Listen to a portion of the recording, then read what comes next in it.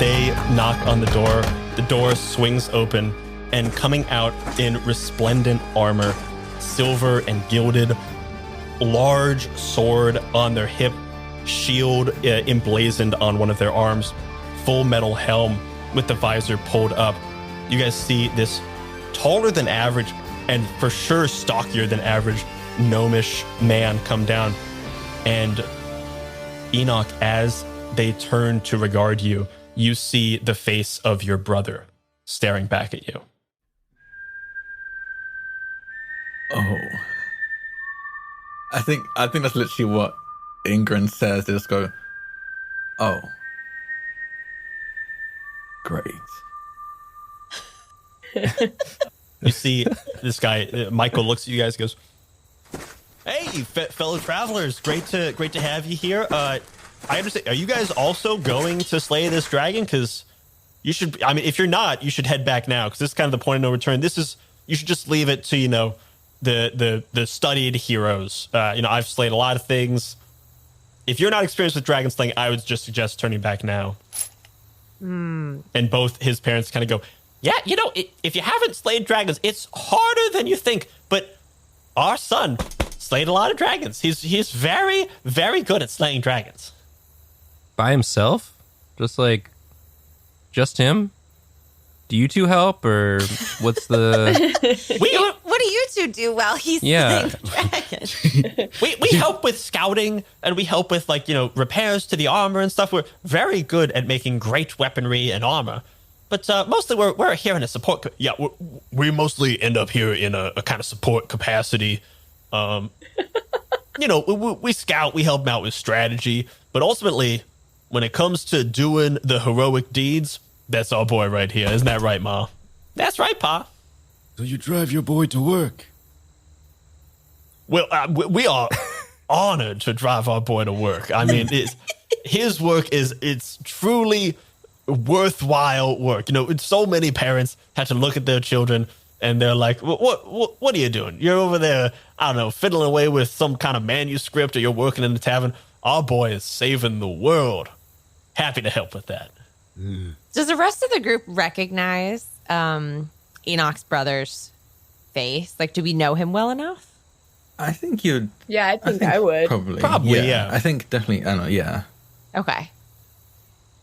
I think the thing you guys are realizing after seeing Michael's face, the thing that you are just now putting together is that the faces of the two gnomish people are similar to Enoch's parents, if slightly more distorted, whereas Michael's face is a perfect replica.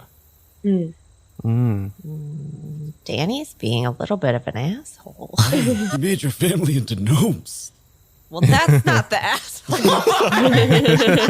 Now, I don't know what's going on with your friend here, but no, we're a proud people, and he's testing my pride right now. When they said great weapons, I think Viper, a little light went on in her eye, and she drops down. I'd like to try this, to drop down from the tree, silently, and to try and sneak into the carriage and steal any weapon that's in there. And then while they're distracted and talking. Okay, I'm going to say go ahead and roll a dexterity check. You can add your full dice. Okay. I am going to put the difficulty at 1, so you've got to get 2 or more successes. Okay. If we kind of see this or something, can we do a bunch of ask a lot of follow-up questions to try to distract the gnomes a little bit further to try to give Viper a better shot? I'll tell you what. You, Kelly, roll a charisma check. Oh, gosh. Difficulty 1. And if you succeed, you can give advantage to Viper. Okay. So both of these have to be a success? Yes. Nope. They're both 3s, so it's not the worst, but it's not great. So I'll say you're rolling straight, but you do get to add your full dice. Okay, so I'll roll 3 dice total. Is your dexterity 2? My dexterity is 3. Oh, so roll 3 plus your full die. Okay, cool. You've got to get 2 or more successes. I know that the dice rolls are simple. I'm just I think No, it's kind of stupid. new Just game. a fool. I'm just a Okay. fool. Yes, I'm only a fool. Okay, I got 1 4, Okay. 3 2s, and I rolled a circle. So there's the Ooh, a fluke of circle. luck that benefits Ooh. you. So I think the fluke of luck that benefits me, I get to describe this and then you get to modify it, right? Yeah, absolutely. Okay. So I'll say, Blanket, at one success, you would have failed. Rolling a fluke, tell me the fluke of luck that kind of like gets you past this.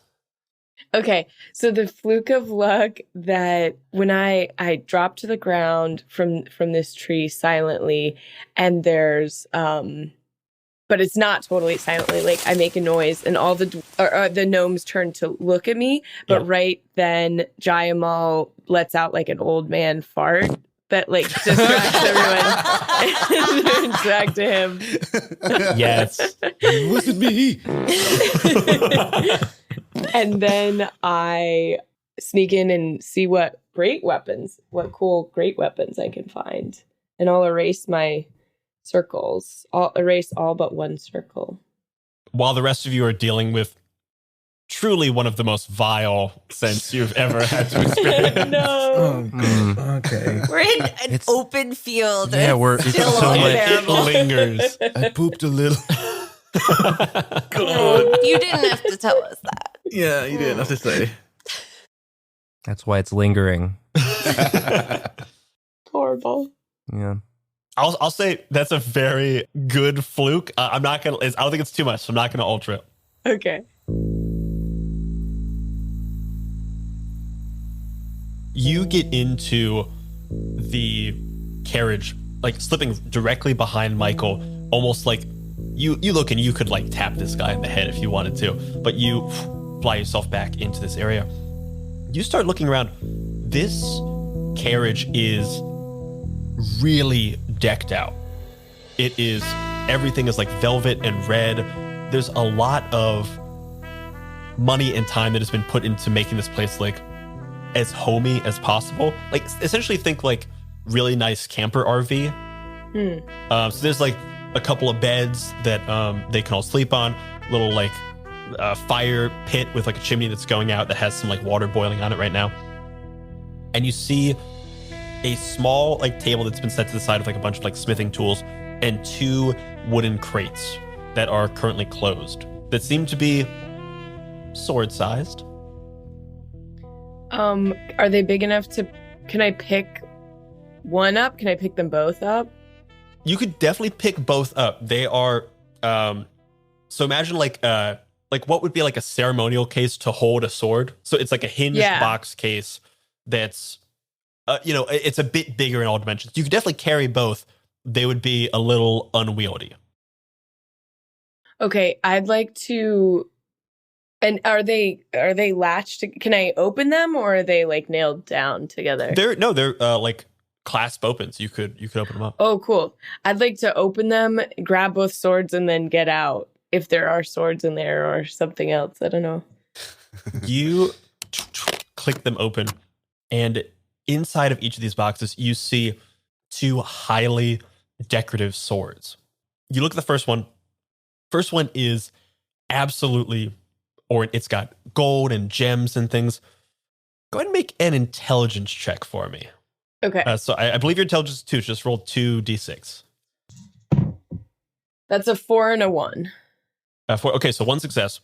You know that this sword is a ceremonial sword. Like this isn't Not a something you would fighting fight weapon. with, but Right. it is bedazzled. It is bejeweled. This is a sword to be showing off, not necessarily using.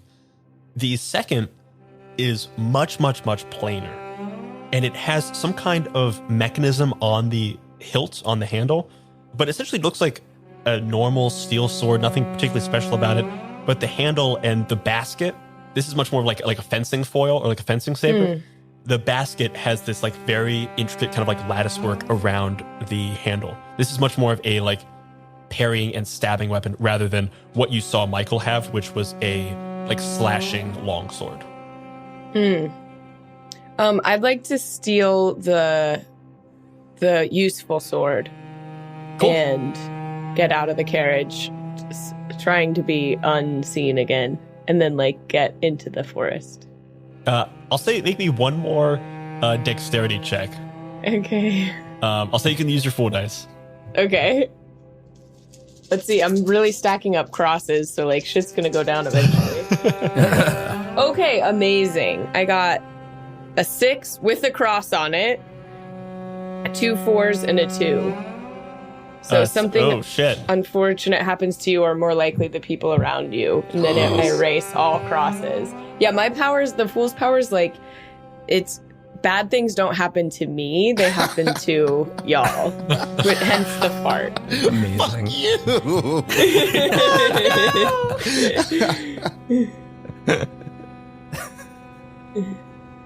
You grab this sword. You make your way into the forest. You like slowly close the door behind you. As you make your way, you hide behind a tree. You climb up. You kind of regard this sword, playing around with this like basket hilted handle. You see there's some kind of mechanism on it, and you're thinking of like what it might be, trying to figure out how to activate it or something. As you do, a like stiff breeze blows by. You kind of, for a moment, like almost get knocked out of the tree, but kind of catch yourself. And you look off in the distance and see the door that you thought you had closed flies open, slams against the back, and the breeze quickly shifts directions and slams it closed again. Everyone immediately turns around. You see the gnomes kind of look and go, what was that? Michael looks over. I'm sure it's nothing. I'm sure it's, and he opens the door, sees the empty case that you had left open. Or rather, I think you'd even closed it and the wind knocked it open by some fluke of bad luck. He looks at it, turns around, quickly spins around, pulls out his sword. You have a companion hiding somewhere? I demand the return of my saber. Your saber? What are you talking about? I will not. We're jumping to a lot of conclusions here very quickly. Yeah, We're not jumping to too many conclusions here, friend. I was in there. I've had that sword directly beneath me for this entire ride. I get out for 3 minutes. I look back and it's gone. You're the only ones we've seen on the road. I assume it was one of you by some witchcraft or trickery, by hook or by crook. You've taken my sword and I want it back. It is valuable to me. It means nothing to you. And I promise you, I can make your lives very difficult if you challenge me. They look so cute when they're mad. Oh God. You see Pa, his dad, comes over and just decks you. Just absolutely decks you. I think all the rest of us also are just like, yeah, we're gonna let that happen. I think one of us Yeah. like, yeah, okay. Yeah, That's fair. Yeah, You see, get he- that that was one. fair. That was fair. He shakes like blacksmith's hands, goes, boy fucked around, he found out. He does that sometimes. Yeah. But no, it's just us, and He wasn't wrong about them looking kind of cute. Though. You shouldn't say it. You two. Come on. Pa looks up at you, but you're way taller, and he goes, you got it coming, though. Yeah, probably. There's no way that we could have overtaken or tricked such an impressive warrior as your son. You've clearly, I mean, he's incredible, you've said. And to be fair, you stopped yourselves. We didn't like block your way or set up a trap. Maybe there were just others in the forest following and watching you. Yeah, this is on you. Do we seem like common highwaymen to you? I don't know what your motives are. I only know what is in front of me. My property is missing. It will gain you nothing, but it means a great deal to me. What does it mean to you? Yeah. That is none of your concern, villains. Whoa. Whoa. Now we're just calling each other names. Okay. Yes, I call them like I see them. I see people who decide to steal from me when we stop to say hi to fellow travelers. You've had your eyes on us the whole time. How could we have stolen Yeah, from you? whoever stole from you could be. This is all valuable time you could be spending trying to find whoever stole from you, instead of pointing the finger at people who you've been looking at this whole time.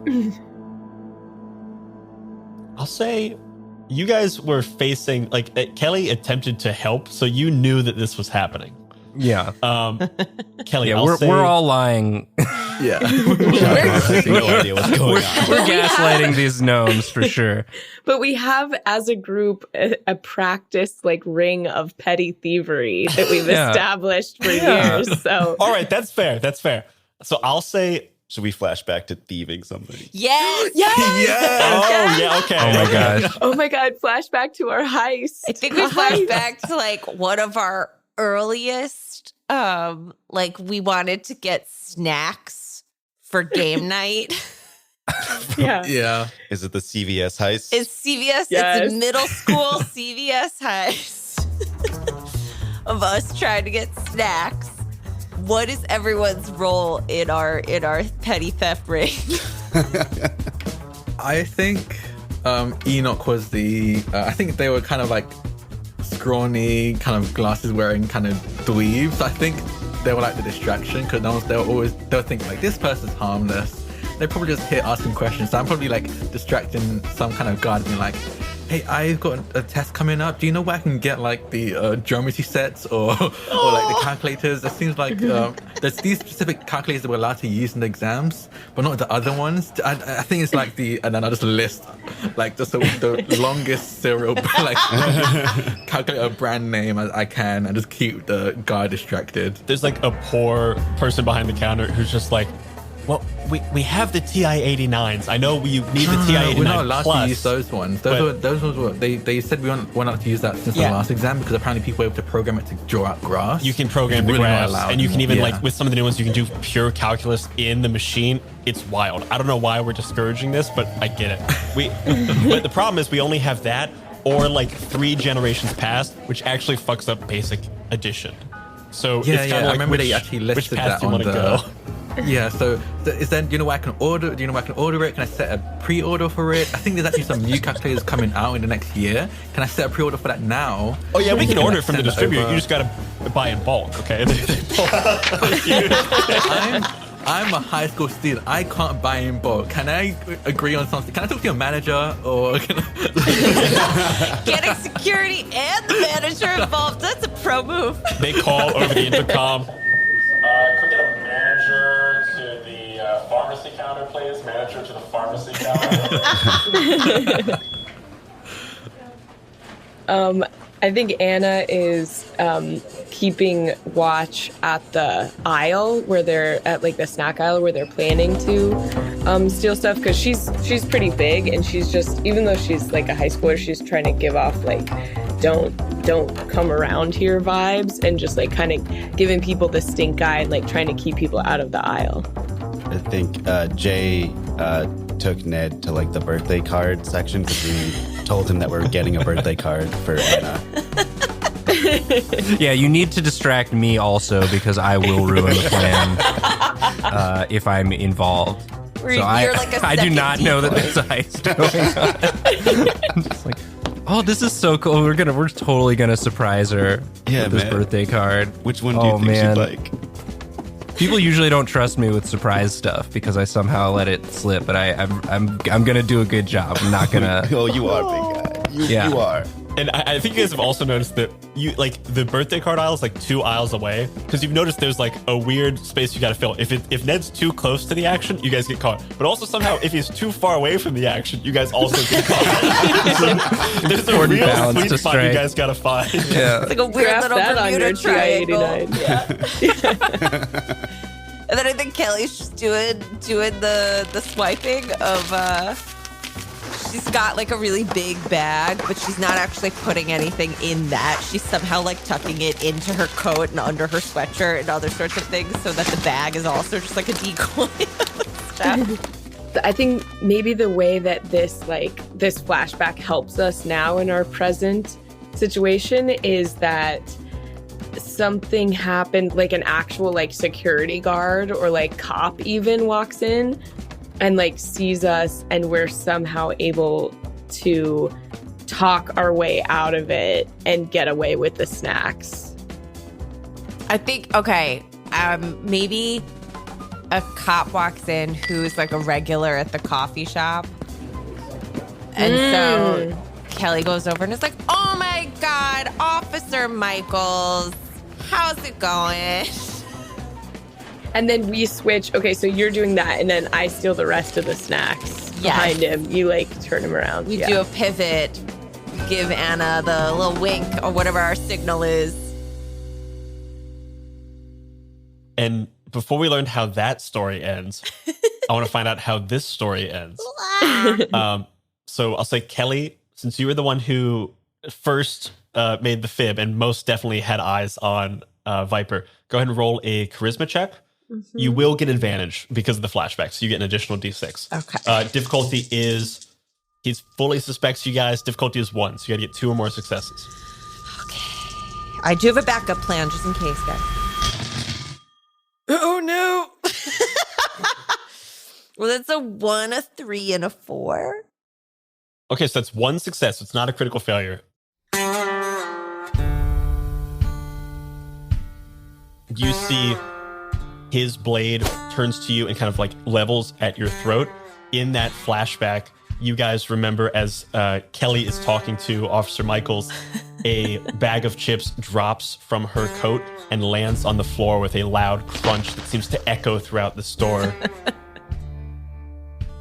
In that flashback, you guys got caught. That fell to the floor. Officer Michaels reached down to grab it for you. You tried to help him out, and then more things fell out, and you were grounded for some time. You guys didn't get to play the game for a good month after that. Is there anything else you want to do? You said you had a backup plan. Oh, what is it? My backup plan is to use my venting ability. Okay. Which is a hard case, which is I can vent to make anyone human-sized think that if you fought, I would win. Is a gnome human-sized? Yeah, I'll give you that. Yeah. You said he was a tall gnome. He was a Yes. tall gnome. Yeah. It doesn't say adult human. Yeah, just yeah. So, yeah. Such a good point. Actually, a baby is still a human. That's so, true. you know. So That's true. you could do that to a cat or Technicality. anything baby size. Yeah. Baby-sized humans count as humans. Andre the Giant existed. So like That is also true. Totally. There is no limit to the size that humans Yeah. can be, Brad. height is a spectrum. You see Michael level his blade with a practiced hand at your throat. What does it look like when Kelly uses her venting ability?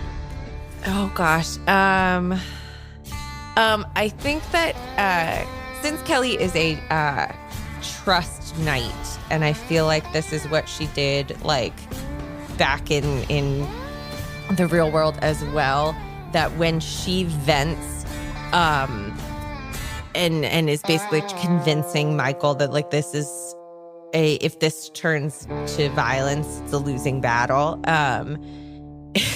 is that she looks intimidating in the way that the most capable adult in the room looks very intimidating. Where you're like, oh, that's a person who knows what they're talking about. They are an expert in whatever this is, that like there's this sort of stance of confidence about her that it just looks very much like, no, trust me, I know what I am talking about. And it's sort of look on her face of like, oh yeah, no, I think she really does know what she's talking about. Yeah. Kelly, you stand there as this sword gets leveled at your throat. You stand undaunted, and because you don't move in any way, the sword actually nicks your throat just a little bit in a way that Michael kind of recoils a little, just like a tiniest bit, thinking that you were going to back off. You see him staring up at you, and Kelly, through your eyes, you see someone undaunted by the challenge. You see the blade gets held, at your throat. You see someone ready to fight in a practice stance. Kelly, through your eyes, you see someone undaunted despite you feel this venting come out of you. And also your emotion level goes down by 1. Yeah, so I'm back at 0 now. You're back at 0. And you feel some of that anxiety and worry about your friends kind of creep back in. But for this moment, you hold yourself steely-eyed looking at Michael. Everyone else sees the same thing. They see someone undaunted by this challenge, both Kelly with an eye and Michael. Egrin, or should I say in this particular case, Enoch, you see something very different. You've never seen your brother be knocked down or put in his place by anybody. His parents, your parents, coddled him, brought him up. He's never met a challenge he couldn't face. He was never daunted. And you see the smallest flicker of worry or reticence or self-doubt enter this otherwise unbreakable facade. I'd say as a brother, I think this is only a thing that you would see. But you see your brother's face kind of flinch for but a moment. He lowers his sword, sheathes it, looks at you all and goes,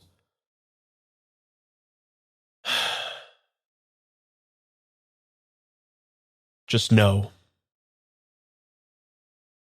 you're not stealing from just me. You're stealing from the many who depend on me. Sword was not a bauble. It was not just some flight of fancy. I'd like it back. Please. Well, if we come across whoever took it, we'll pass the message along.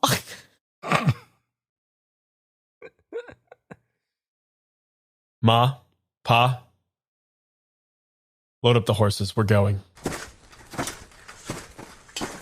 You see him slowly climb back into the carriage, slam the door behind him as Ma and Pa jump up on the horses and begin galloping down the road towards Shadowfall Pass. Sorry, Dark Shadow towards Dark Shadow Pass. Yeah, you better Shadowfall run. Pass is a different pass. It's actually a much nicer pass.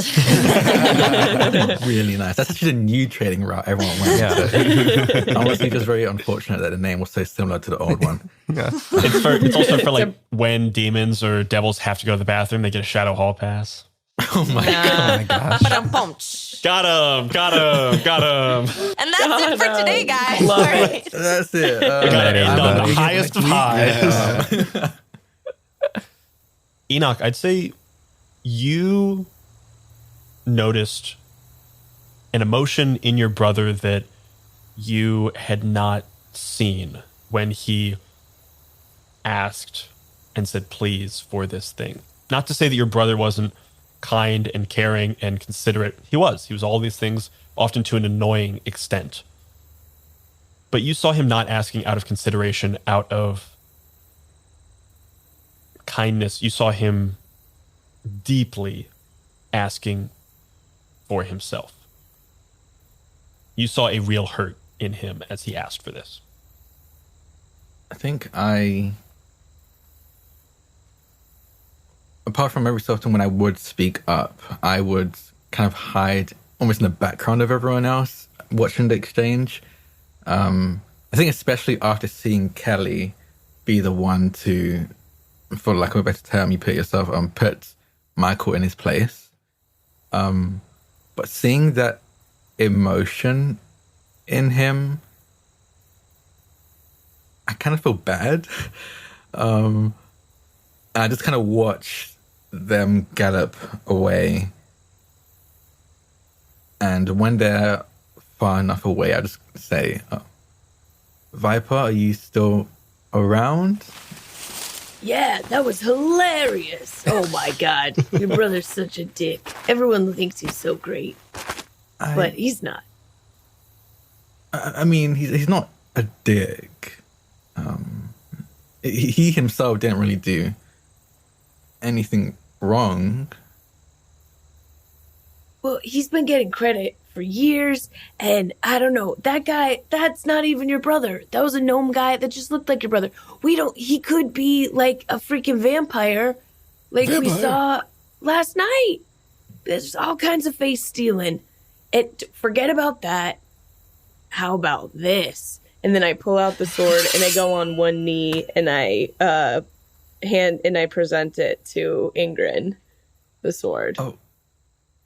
I would take the sword, kind of just like test the weight of it in my hand.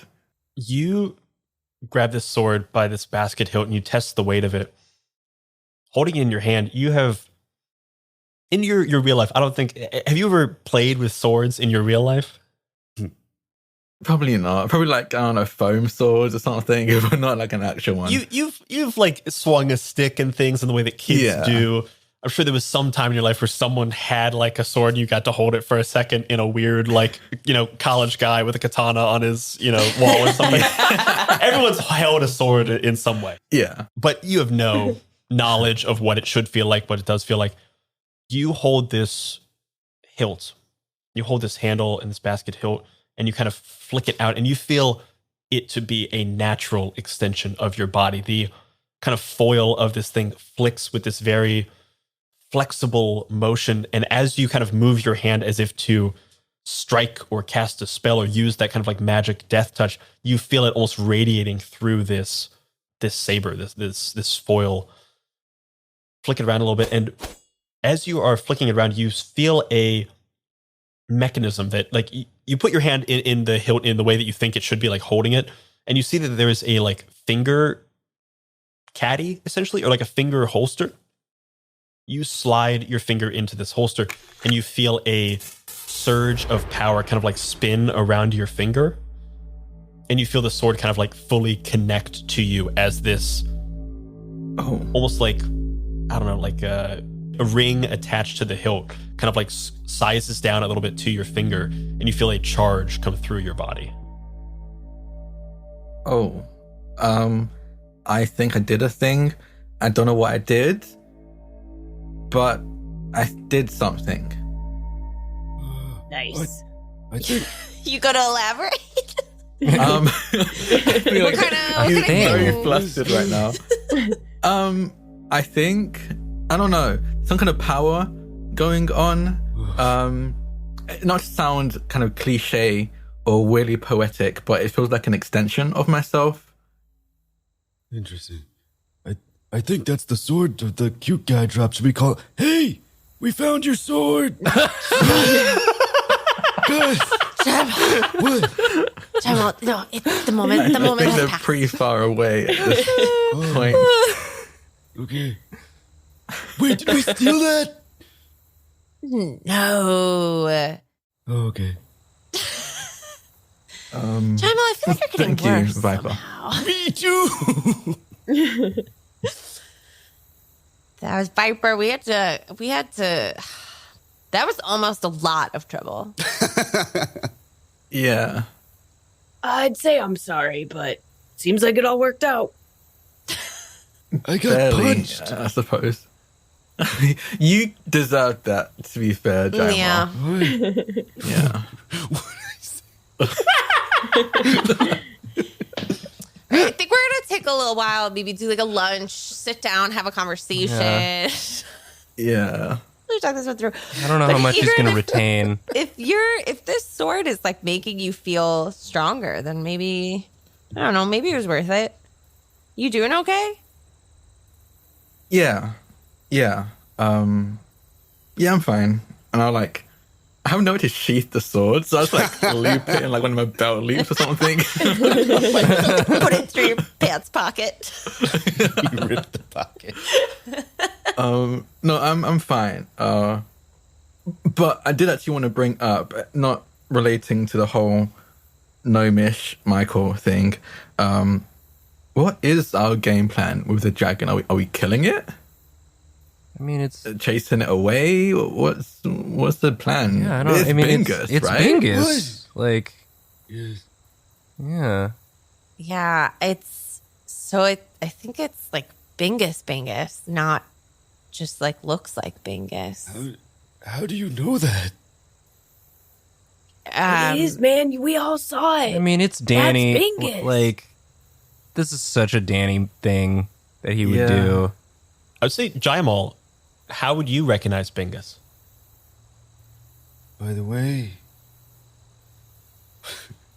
The way you wear your hat. The way you sip your tea. I would know Bingus if Bingus looked me in the eyes. And I felt his fur on my face. That can't be Bingus. Bingus wouldn't hurt people. Right, Bingus? And He's then technically not hurting anyone. He's just quite literally getting trees. What I assume to eat, like the acorns and stuff from. yeah, he loves it. Really, Bingus hasn't done anything wrong except, at least in my opinion, follow the circle of like life, nature. So then we shouldn't kill him. Maybe we could see if we can convince Bingus to get his trees somewhere else. Or hear me out. If this is actually Bingus, we let him kill the village of children. I feel like if we do nothing, we're just as bad as any villain who does the actual killing. I took point. half a semester of a philosophy class, and that sounds right to me. Fine. Let's go see if it's actually Bingus. I feel like if we go kind of assess the situation and then we can see, I don't know, what we. Guys, you're all overthinking it. Look at yourselves. Except for you, Jay. Like, look at yourselves. Everyone's so cool. You're so strong and capable now. Forget that doubt. Let's just go. Hell yeah. We'll figure it out once we get there. Okay, Yeah. okay. We'll probably have to take care of Michael to at least give us time to figure out what we want to do. Because it seems like no matter what, he's going to kill Bingus. What? Well, maybe because we have the sword, it'll slow him down a little bit. And then. Maybe. You're welcome. Yes, thank you. All right. Maybe we're trying to make a camp. And we can think it through. Yes. And get some rest. Before we go to bed, has anyone, Viper, did you maybe perhaps get a chocolate gold coin from the wagon? That's enough for me, dog. I didn't get any gold coins from there. Oh, okay, that's cool. Oh, you need one, don't you? Yeah, I like, never actually asked, why do you need that? I always see eating that chocolate coin. Is that like a... if I don't eat one, then my Bingus goes away, and I get Oh, a little weird. I don't know. Have I been weird? You lately? get a little weird if you don't Yeah, have but- them. So is this you with them or without It's them? me almost out. Oh, okay. This makes a little more sense now.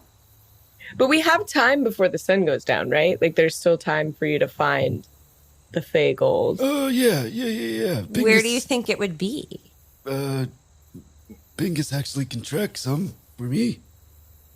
You guys want to go on like a fair gold hunt? Maybe like lift sure, our we can spirits go a on a little fair bit? gold hunt. Yeah. I can even use one of my scriptures. Detect narrative significance.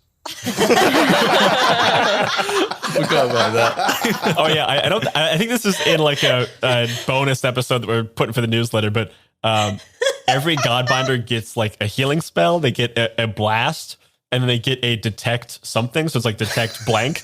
And Yeah. Nathan, ever the DM's friend, decided he wanted to detect narrative significance. I did, yeah. Which and is- you gave it to me. I would. Every DM should give that to their player. It only works within a short distance, so. But on the off chance there's some right around here, Yeah, you can go ahead and use your scripture if you want to detect narrative significance. let's see. Let's see if I incur a debt just for. Where should we go? Yeah. That is 2 5s and a 7. Damn. 2007. Oh shit. Okay. So you don't incur a debt. You hear the chimes of fate kind of echo around you. And Jaimal, your heads-up display that was like tracking Fairgold and stuff blinks for a minute, fritzes out, and then blinks again, and you see surrounding you are like a couple of different little spots that have bloop bloop bloop various like Fairgold things. Nice. There's a very large clump off in the distance that is part of like the Vermilion Expanse. You see like 20 or 30 dots all together, kind of in a clump, kind of moving slowly. You see there's kind of one random dot that's moving around very fast nearby, kind of off to the east. And then off ahead in the kind of like on the road that you guys are going to, off in the distance, you see there's in your heads-up display, there's a river and there's some kind of like bridge. And at the front of the bridge, there are 3 of these dots all together. Oh, we should go towards the river because I have to wash my pants anyway. I pooped it a little bit. Yeah. Yeah, got that. no, Okay. you don't need to elaborate. Yeah. You can stop right there. To the river. To the river. To the river. Do it. You guys make your way towards the river, heading down this road as the sun is beginning to set. You know you have till morning to get this Fairgold. It disappears with first light. But you guys make your way towards this bridge, and off in the distance you see the canyon of this river gorge, and you see this very small, essentially like 2-lane rickety rope bridge. You're looking at it and like, if Michael crossed this thing, it seems dangerous for that large of a cart, but you guess he did it, so like maybe it could hold that. But that's definitely the second thing you see. The first thing you see is a large troll sitting directly in front of the bridge. Sitting there, crisscross applesauce, with a large tome in their hands, just kind of flicking through it. Seeming to be like reading, but also like kind of haphazardly reading. You kind of get close to this troll and you see it kind of clocks you from way down the way. It goes, who goes there? A troll. Kelly in her head definitely, she can't tell if Danny could actually like hear her thoughts or whatever, but in her head she's like, oh, Danny, such a troll. Hello. I'm guessing you want to cross the bridge, yeah? Or are you going to surprise me? No, the bridge? Great.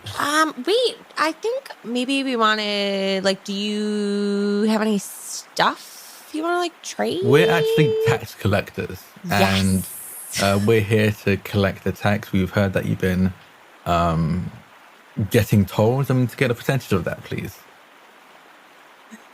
All right, I'm gonna be straight with you guys. I'm gonna be real straight with you guys. Mm-hmm. That's not the approach you want to take. That's not the approach you want to come to a giant troll and say, "Hey, let me tax the stuff you're crossing." That seems dangerous for one. And you trying to trade with me? Let's call a spade here. You guys want to get across the bridge? I'm in the way.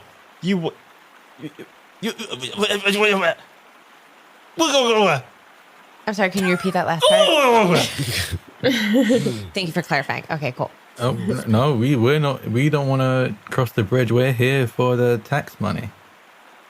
As you say that, you see the troll kind of like cock its head at you and kind of look at you, and you see the troll blink, and as its eyes are opening back up, it freezes midway blink, like you paused the television and caught like a weird expression, and you see the world entirely go silent.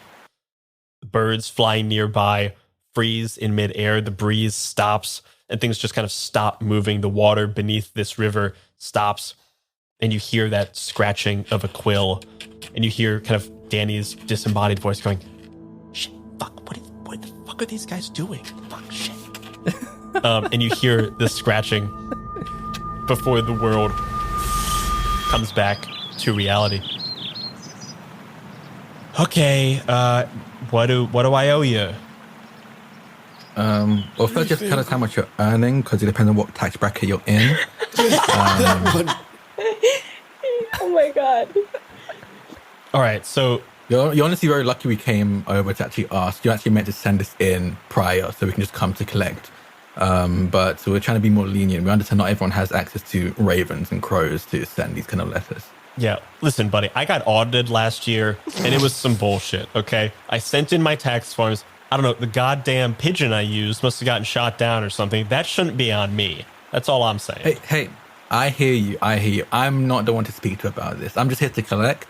If you tell me your complaint, I can speak to the higher ups. But honestly, I'm honestly as powerless as you are here. Listen, we're on the same level here. I don't mean to take out my frustration on you. I know you're just doing your job. I'm just doing my job. Like, we're caught up in the same system, man. Yeah, it's honestly capitalism. All right, am I right? It's fucked up. Like, Yeah. we've been pigeonholed into like guarding the bridge. We got to take the money or like solve the riddles or like, whatever. I've been telling the same 3 fucking riddles for like 10 years. It gets boring, because I keep trying to submit new riddles to the Troll Council. Not one's gotten approved. Okay. Not one? Not one. Do you want to God. tell us one of the ones you proposed? Yeah, tell us the one, Yeah, we and can then ask tell them us some the of the riddles. your 3 normal ones. You want the 3 normal ones or the ones that don't get approved? We want them all. We love riddles. Your Yeah. favorite one that didn't get approved. Yeah. How about start with that one? Okay. Why did the gorilla ride the zebra? Why did the gorilla ride the zebra?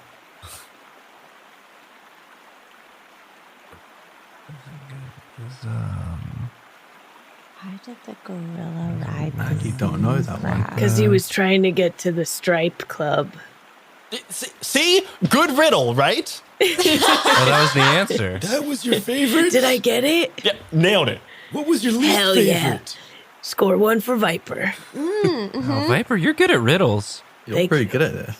Because you want to get to the Stripe Club, and so it's a pun because the zebras are striped, Yeah. right? The stripe. Yeah, we all know about the Stripe Club. Yeah. See, I've taken that one year after year to the council. They all say that the guests, like, we've got to maintain a certain guest percentage, right? Like, it's got to Yeah. be between like 40 and 50%. Because otherwise, like, the house has got to win. You know what I mean? Yeah. And they Yeah. keep saying that percentage is too low. And I'm like, no, that's like common enough knowledge. So, like, listen, you guys get it. You guys get it, okay? We get it. We get it. Yeah. So, like, what's one of the riddles that they've approved for you? A rooster sits on top of an A-frame house. It lays an egg. There's no wind. Which side does it roll down, the left or the right? Roosters Oh, I know. can't lay I know eggs. this. Oh, yeah. Roosters can't Oh, lay got it. eggs. Great. You totally Okay. knew it, Ned. You got it. Second. Oh, I'm so sorry, Ned. No. Tell us No, another no, one. you Ned. got it, No, General. no, You no. got it. Ned, please. Tell us another one. This one, please. All right. Second riddle. What walks on 4 legs in the morning, 2 legs in the afternoon, 3 legs in the evening? The answer is, of course, Oh, you, Ned. Yeah. Oh, Cass. Cass. That's a.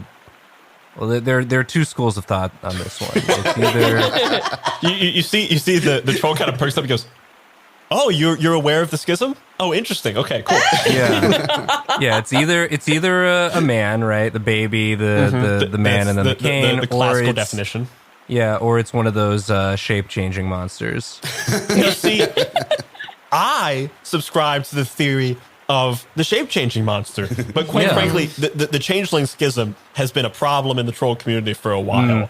And I think that I'm on the right side of this. But again, I've been overruled by the council multiple Yeah. times. They keep going with the man. They're like, no, it's a classic. And I'm like, exactly, it's a classic, but everyone knows it now. Like, there's Everyone no way knows we're that hitting our one, yeah. margins. Yeah. No, the Stripe Club is definitely the most interesting of the riddles that Right? you told. Yeah. So, yeah. Right? I feel like we've all solved a riddle, and Kelly and Egret haven't. So I feel like they should solve a riddle. Yeah. Yeah. I'm not much of a riddler, but I'll be I happy feel to like you're gonna attempt get one. the answer. We could work together. We All can figure right. it out. Last of the 3 approved bullshit riddles. Okay. 2 people are shipwrecked. They shipwrecked. It's only them alive. Bunch of bodies, right? They're eventually saved. They're like going to starve, but they eventually are saved. One of them goes to a restaurant some days later. orders a chicken sandwich, eats it, and then kills himself. Why did he kill himself? I do. Egrin, I actually know this. Please answer, because I have no idea. It's because the chicken was people.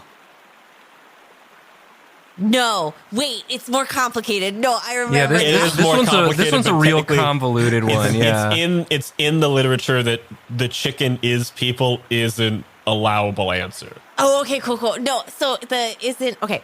So the longer one is that while they were on the island, they needed to they were going to die unless they ate something. Yeah. And they found a chicken, but it wasn't big enough to feed them both. Yeah. So the companion was like, all right, well, we'll eat some people and we'll eat some chicken, but we'll like mix it up so that we don't know which sandwich is So you which. don't know who got which. Yeah. And so then that guy ate, he didn't know it, but he ate the human. And then when he goes to the restaurant and he learns what chicken tastes like, Yeah. because I guess he didn't have chicken before that in this world. Now, see, Yeah, and that's where it all falls apart for me. I'm with you. This Yeah. whole riddle presupposes this guy never had chicken in his whole life. Yes. And that I guess people meat tastes close enough to chicken meat that there wasn't, I don't know.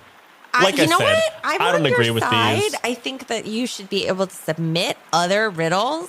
The striped one, I think, was way stronger. Way stronger. And It's a bit avant-garde, but personally, that's kind of my style. There's I not a can lot of tell. room for style in Trollbridge guarding. Yeah. I don't think it's Yeah, it's more like a Dada convoluted. riddle. Yeah, it's not more convoluted than the chicken one, than the No, the for eating- sure, the for eating sure. key. And it's also much less sad. Yes. Much Like, less that one's Yeah. Also, we kind of That got one like, There's some dark. themes and topics in that one. that like I don't want to bring know that if- into people's lives. You don't need to be every thinking day. about that. No, when- yeah. and also now we've kind of got like 2 chicken riddles. right. Right. I'm just Yeah. saying there's problems all around with this. Yeah. Anyway, I mean, like, technically, you guys did just solve all the riddles, so you can actually. Did you want to pass the bridge? Because you're totally. That's cool now. We could. I feel like, you know what? This has been really lovely. Why don't This you? has been really nice. Most people just come in and it's very transactional. I appreciate you like Yes. kind of chatting with me a little bit. This is very nice. You know what I think we can offer is so you because you still owe the taxes, so we'll just collect the taxes and then we will go over to the troll council and we can argue on your behalf. Really? Oh, yeah, we can do that for you. Yeah, for sure. for sure. And also, I'll do what I can. I would honestly, I would just not collect your taxes if I could. But this is our job. But I can fudge some numbers and just take half of what you actually owe. My man, listen, he kind of like gets in close and kind of like does one of those like, buddy type things. He goes, Yeah. you and me, we're the same. And you're just smelling like crazy troll breath, like hitting your face. No. Yeah. You and me, brotherhood of the working man. You know what I mean? We got to stay together here. Absolutely. Listen, let me give you this. He reaches in his pocket, pulls out a coin, but it's troll sized. So it's like the size of your head. Hands it to you and goes, listen, you present this to any troll at any bridge, they'll all know what's up, okay? Okay. Thank you. Yeah. Don't lose it. Technically, we're not supposed to be giving these out too often to like it's kind of like an internal, currency system. So, don't be flashing it. Right? This isn't a challenge token. Like, just keep it to yourself. Troll comes along, starts giving you shit, flash that, they'll know this guy's cool. Sounds good. I'll just like stuff it into like the statue. Your belt's getting really weighted down today with all the stuff you've So many added. things. Heavy metal objects. It is full on the size of like a shield or something. Like it is large. Oh, it's actual. Okay. I think I just like sit on the ground and kind of roll it wherever you go.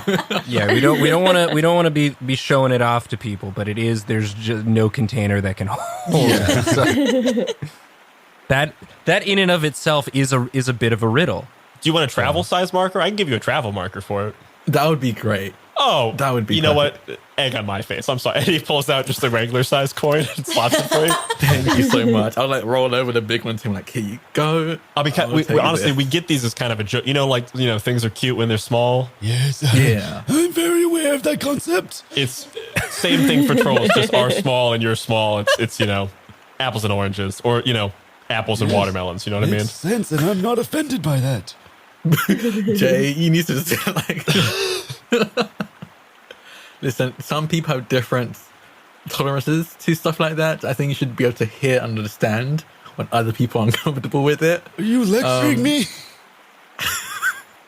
The troll looks down at Jamal and goes, I don't know what it is about you, but I feel like I'm either going to love you or I'm going to decapitate you. Like, it's one of the I don't think you're one of those guys where I'm going to be like, yeah, he's all right. It's either going to be he's great or he's dead. I don't know which one it's going to fall on. Jamal whispers to Viper, Of course, the filthy troll wants to decapitate me. Oh my god. Was it a real whisper or was it an old man scream whisper? Old man screaming. All right. You have to roll a charisma check on this one. We're this close to getting you fair gold. We're here. Absolutely for you. has to roll a charisma check.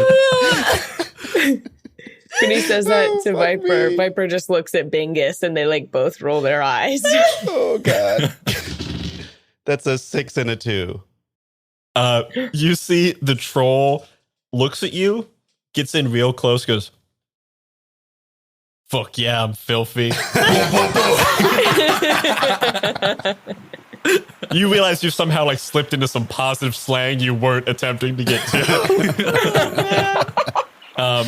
He looks at Ingrid, reaches back in his pocket and pulls out a big sack of gold coins. And when I say a big sack, I mean it is the size of Ingrid. Oh my god. He opens it up and kind of like literally just splices it with his hand, shifts half it, and you're now looking at a pile of gold roughly the size of Jayamal. Do you have a cart or anything?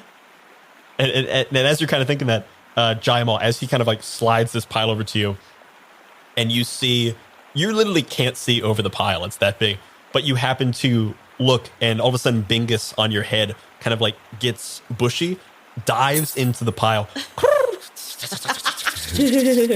and comes out with one fair gold coin in his mouth.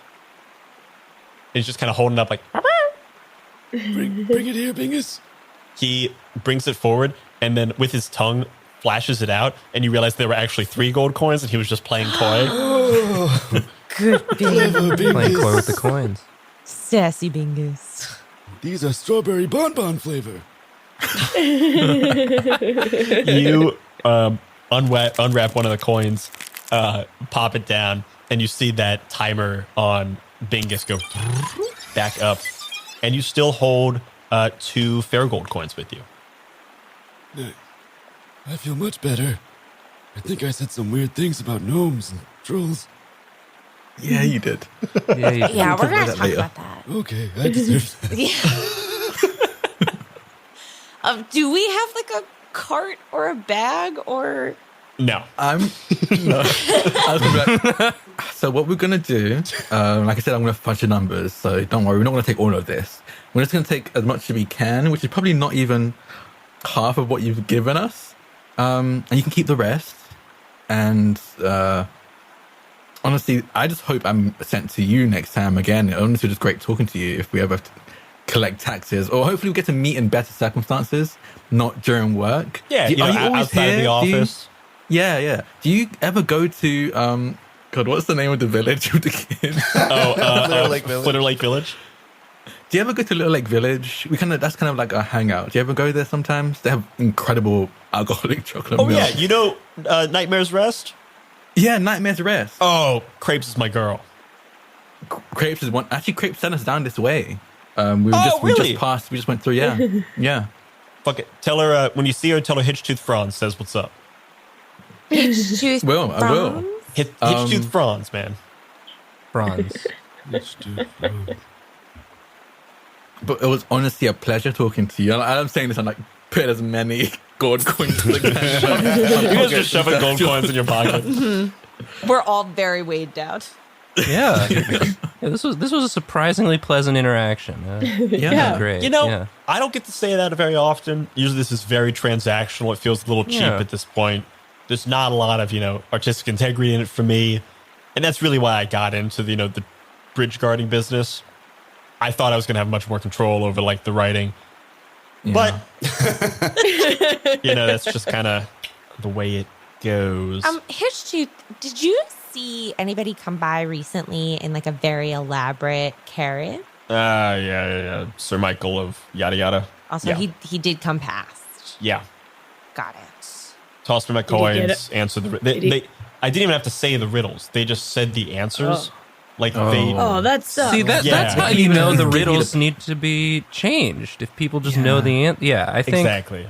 I mean, listen, I get it, man. Yeah. I don't know where everyone's coming from. Maybe they were having a bad day. I don't want to put my stuff on them, but it wasn't great for me. You know what I mean? I'm not asking for a lot. Yeah.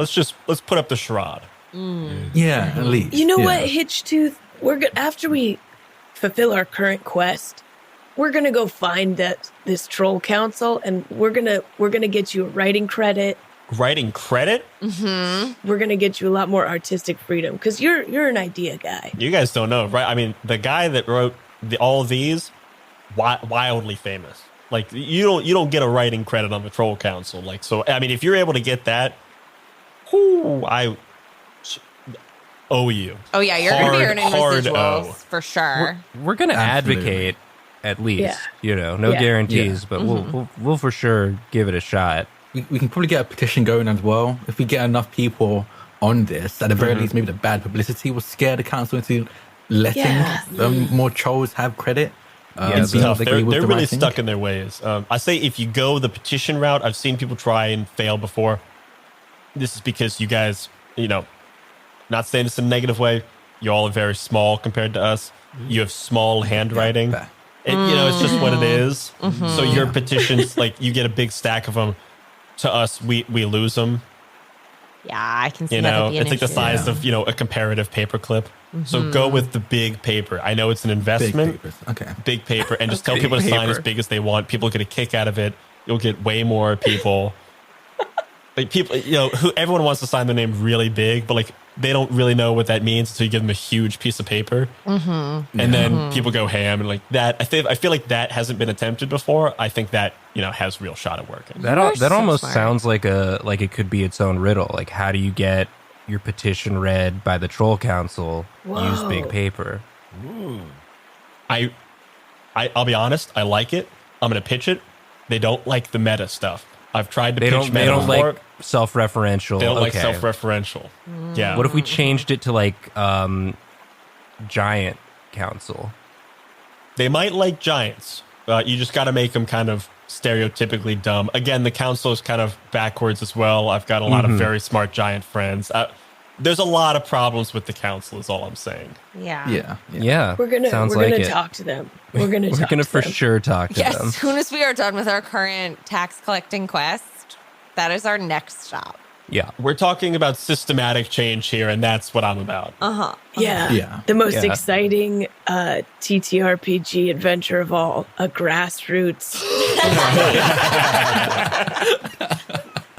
You guys, for narrative expediency, you guys say goodbye to Hitchtooth Problems.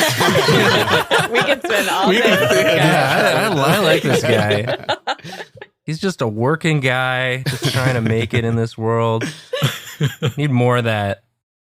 Sometimes as a game master, you make an NPC too fun, and that's an equal problem. Midnight Muscadines is a cozy, dark tabletop role playing game where light and shadow intertwine in a fractured world. Players take on the roles of Marmoteers, brave adventurers who journey into the untamed Wildernight to collect the elusive Midnight Muscadines, craft magical jams, and protect the fragile light of Nim. Through collaborative storytelling and resourceful gameplay, players weave tales of courage, community, and the pursuit of balance. Will you preserve the light, uncover the truths hidden in the shadows, or reshape the balance of the world forever? Midnight Muscadines is perfect for fans of Studio Ghibli and Sea of Stars who seek to capture the magic of exploration and the heartfelt adventure in a world where small heroes make a big impact. Play Midnight Muscadines as a traditional GM'd game, GMless, or even solo. Midnight Muscadines is crowdfunding now on BackerKit. Join the campaign at pandeongames.com/muscadines. I'm Quinns of tabletop role-playing game review show Quinn's Quest, and this is Play to Find Out. Play to Find Out is an actual play podcast that brings notorious old games from the 80s and 90s back to the table. Each season of Play to Find Out, I'm joined by Emily Johnson and Rob Morgan. Good? Nervous? Yeah. You both looked at each other really concerned, like you think what's about to happen is going to be unpleasant. And frankly, I think that's rude. And together, we explore the TTRPGs of ages gone by. Our goal, to separate the TTRPGs that deserve to be remembered from those that maybe don't. I don't know, Emily. It was the 80s. A lot of people were on cocaine. We blow the dust from decrepit systems to learn how they work. Your 100 on the encounter table bursts out. Right, you've encountered a fog. Get ready.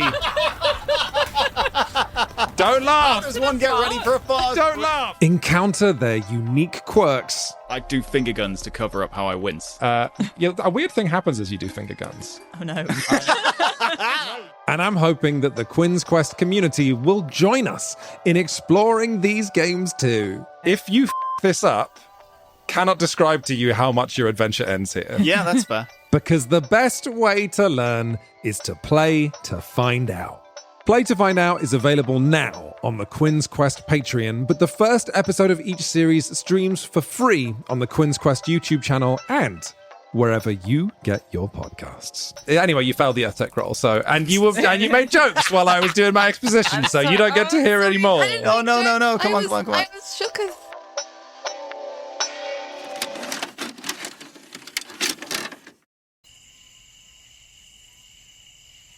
You guys make your way past the bridge. You guys find like a grove that seems pretty secluded. Past the night. Is there anything you guys want to do in the evening? I just cleaned my pants. You clean your pants. Oh, thank you for waiting until we weren't at the river. I feel like that might have ruined any goodwill. Yeah, that definitely would have ruined any goodwill. There was so much gold. You also clean the gold that was in your pants. It got mixed up with the bunch. Oh gosh. God.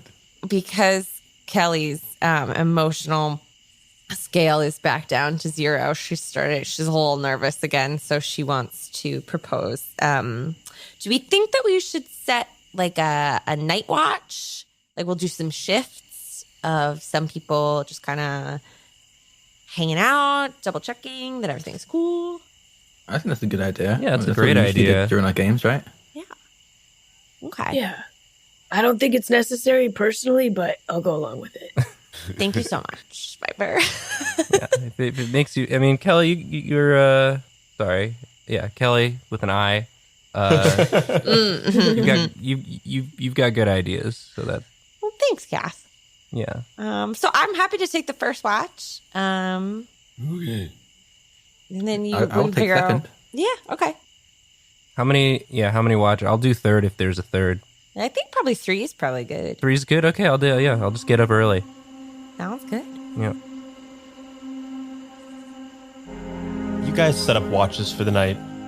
The night passes without too much mystery or craziness. You found a nice grove that's just enough off the path. You don't expect to see anybody. And honestly, other than Michael, you've seen but 1 or 2 people at the very beginning of your quest down this lane, apart from Hitchtooth Franz. Again, nights in this place. This is the first time you spent a night here, not either being chased by Fallen or doing what you may have been doing in the tavern.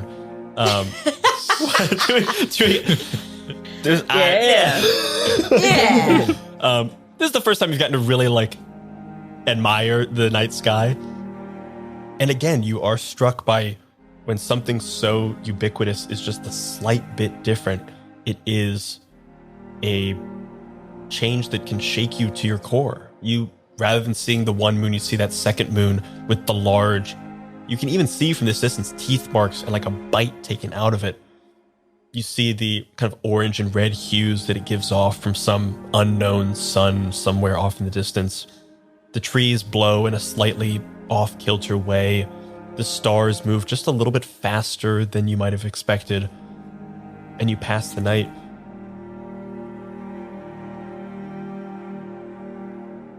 Jaimal, as the sun begins to come up, you see kind of like the rays in the distance beginning to peak over the horizon. You see that the meter on Bingus is fully full. You've got like a full 24 hours with him, but you see 2 little Fairgold icons that are ticking down with just a few minutes remaining. You know that you're going to very much use these or lose these 2 additional coins. If you want to, you can use them to overcharge one of your gifts. So overcharge Bingus or overcharge your like AI field to massively expand their abilities if you want. But you know that you can already feel that the corporality of these coins is beginning to shift and decay. I'm going to overcharge Bingus. Do you want to overcharge him with both or with just one? Ooh, like split them. Let's go all in on Bingus. He's getting both. Yeah. All in on Bingus. Okay. What are you hoping to achieve with this? I'll say 2 additional Fairgold is like a pretty. It's not like you're not going to get a mega, like a mech size Bingus. Damn it. But it is a pretty significant amount of Fairgold that you're like pumping into Bingus. So I'll say go higher than you think, and I'll dial you back. But what are you trying to accomplish with this? I'm hoping Bingus can become like large enough where he can fit all of us on him, and we can just like fly to the thing, kind of like Appa from Avatar: The Last Airbender. He's just gonna Appa us to our destination. All right, that feels pretty fair. You see Bingus sit down, and you eat these 2 pieces of Fairgold, and you see like the 3D projection of Bingus, kind of like you get like a projection that overlays on top of Bingus, and then you like essentially click and drag with your fingers, and you just see that 3D projection get bigger and bigger and bigger. As you do, the printer of your like mechanical part components begins to like shoot out laser lines and begins to 3D print this massive Bingus. Go ahead and roll your Neo die, your D10. If the result is odd, what you're attempting to do works perfectly. If it's even, it mostly works, but something goes amiss. Okay. Ooh. Okay. So we want a nod. We want a nod. That's a 10. Even. No. You tell me, he becomes as big as you want. He is able to fly. Like you see this 3D printer begin to scan, and you see this massive Bingus. Basically, like you see your mini Bingus basically climb. I said I wouldn't give you a mech, and now I'm giving you a mech.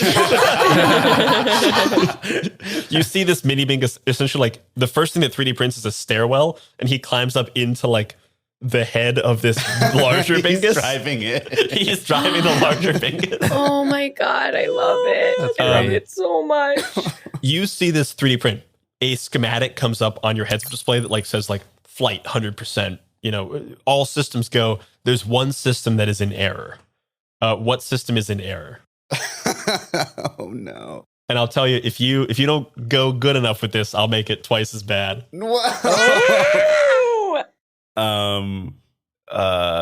Okay, there's one system in error. I think the threat detection is off.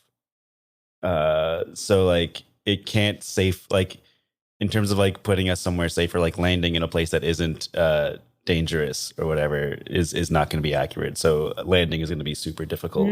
Love it. Takeoff and flight are 100% safe. Landing is a question mark.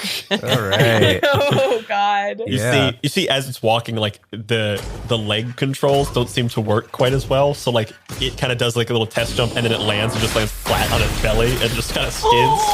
Oh no, Bingus. You see Bingus loves it. Bingus is all about it. It kind of writes itself. You guys wake up to a terrifying but good surprise of this massive Bingus with like seats have been like 3D printed on its back. Is there anything else you guys want to do before you take full advantage of your newfound Bingus? Oh, whoa! Did Bingus grow? I made it. I made this. You made it? I made it. I did a good thing. I'm not just an old man. I saw him. It was my watch, and I saw him do it. Yes. Whoa. Cass, Damn. helped me. He gave me suggestions. It was delightful. He added the scorch marks on the side. They do look very cool. Yeah. Yeah. Sweet ride. So, do we think this can get us there faster? Why don't we try and you walk and we'll see who gets there first? Oh yeah, we could race. You see Bingus looks like the big Bingus. You see its eyes turn towards Viper, and Viper, one of the eyes opens, and you see a little Bingus kind of give you the like, come at me. I tap on the window and then climb up the leg into one of the seats in the back. I guess let's.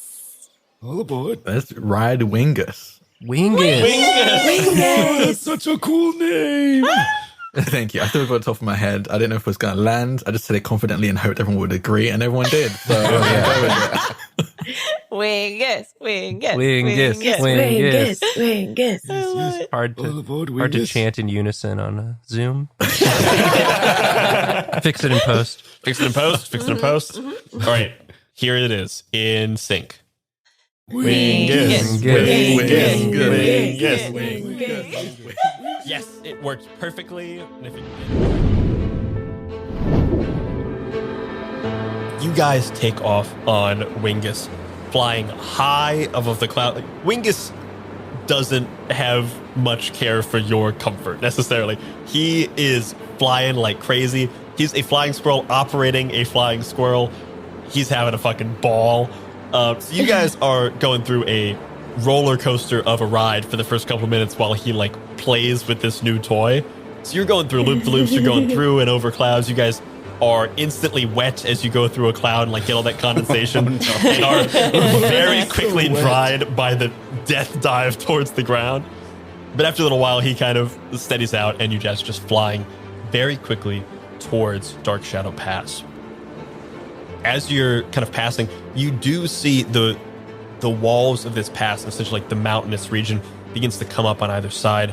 And you do see a couple of bandits that were littering the road, like look up and let fly some like stray arrows towards you, getting nowhere close to Bingus. You guys, he like spots them from a mile away and goes way high. You guys begin finding your way through this mountain pass. The walls on either side of you are now full mountains, and this is just a very thin valley threading the needle between these two mountains. And you begin looking around for signs of where Big Bingus could be. Let's say Jaimal or Viper. Go ahead and roll wisdom checks. Both or just one? Okay. Both of you roll. Yeah. Let's do it. Jaimal's not very wise. A 5 and a 2 for me. I got 2 5s. Oh, 2 5s. yeah. I think kind of working in tandem, Viper, you initially spot like a couple of like fallen oak trees, like full things that have been like torn apart and scattered along this pass. You point them out, and Jaimal, I think you start seeing. You had hung out with this Bingus when he was still like a little lad on your shoulder. You knew how he liked to like burrow deep in things and find little nooks and crannies. What do you see that tells you where Bingus is? I see, and we're like in a valley, just like a straight up. Yeah, you're in like a valley, big like rocky mountains, kind of on either side, very thin pass. Okay, I see like 3 like tunnels next to each other, and they're like in a Triforce kind of manner. And okay, I know Bingus used to make those, and he would connect them somehow. So all these 3, either like there's two of them that are definitely traps involved, and one of them is where he's living. I'll say with 2 successes, if you have a Triforce, which one do you think is the safest path? The safest path is always the one on the left. Ooh. Might be time to turn left. Yes, soon. fate would approve. Perhaps. Cass, you feel that tinkling of chimes behind you as you kind of look around looking for fate in this moment. You see these 3 options before you, there's left, center, and right. Just see flying next to you, kind of like lazing on their side, just kind of like very like Genie and Aladdin, you know what I mean? They kind of look at you and kind of waggle a finger, go, not yet, Okay, well, but soon. And flips back again and disappears into the cloud work. Do you guys take the left-hand path? Or we're just straight up flying into one of them? You tell me? I mean, I don't see any issue. I wouldn't say anything to say no to this. Yeah. Yeah. Jay knows his pet. yeah. Yeah. Okay, Bingus, take us into the left tunnel. You see Bingus kind of go, and you hear little Bingus, you hear it go, and then you hear Mecha Bingus goes,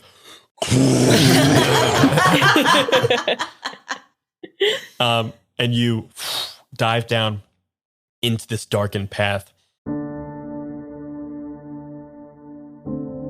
As it goes, it's dark all around. All of a sudden, Bingus's eyes alight like headlights, and you begin to see like everything in this cavern illuminated. Clearly, this entire thing has been like carved out by massive claws over quite a long time. You see strata and striations of things that clearly mean this thing has gotten bigger and bigger over time. And as you look on the ground, you also see 2 equidistant grooves in the road going straight down this tunnel at exactly the gauge of a cart you guys had encountered the other day. Mm-hmm. How did they know? Oh boy. Okay.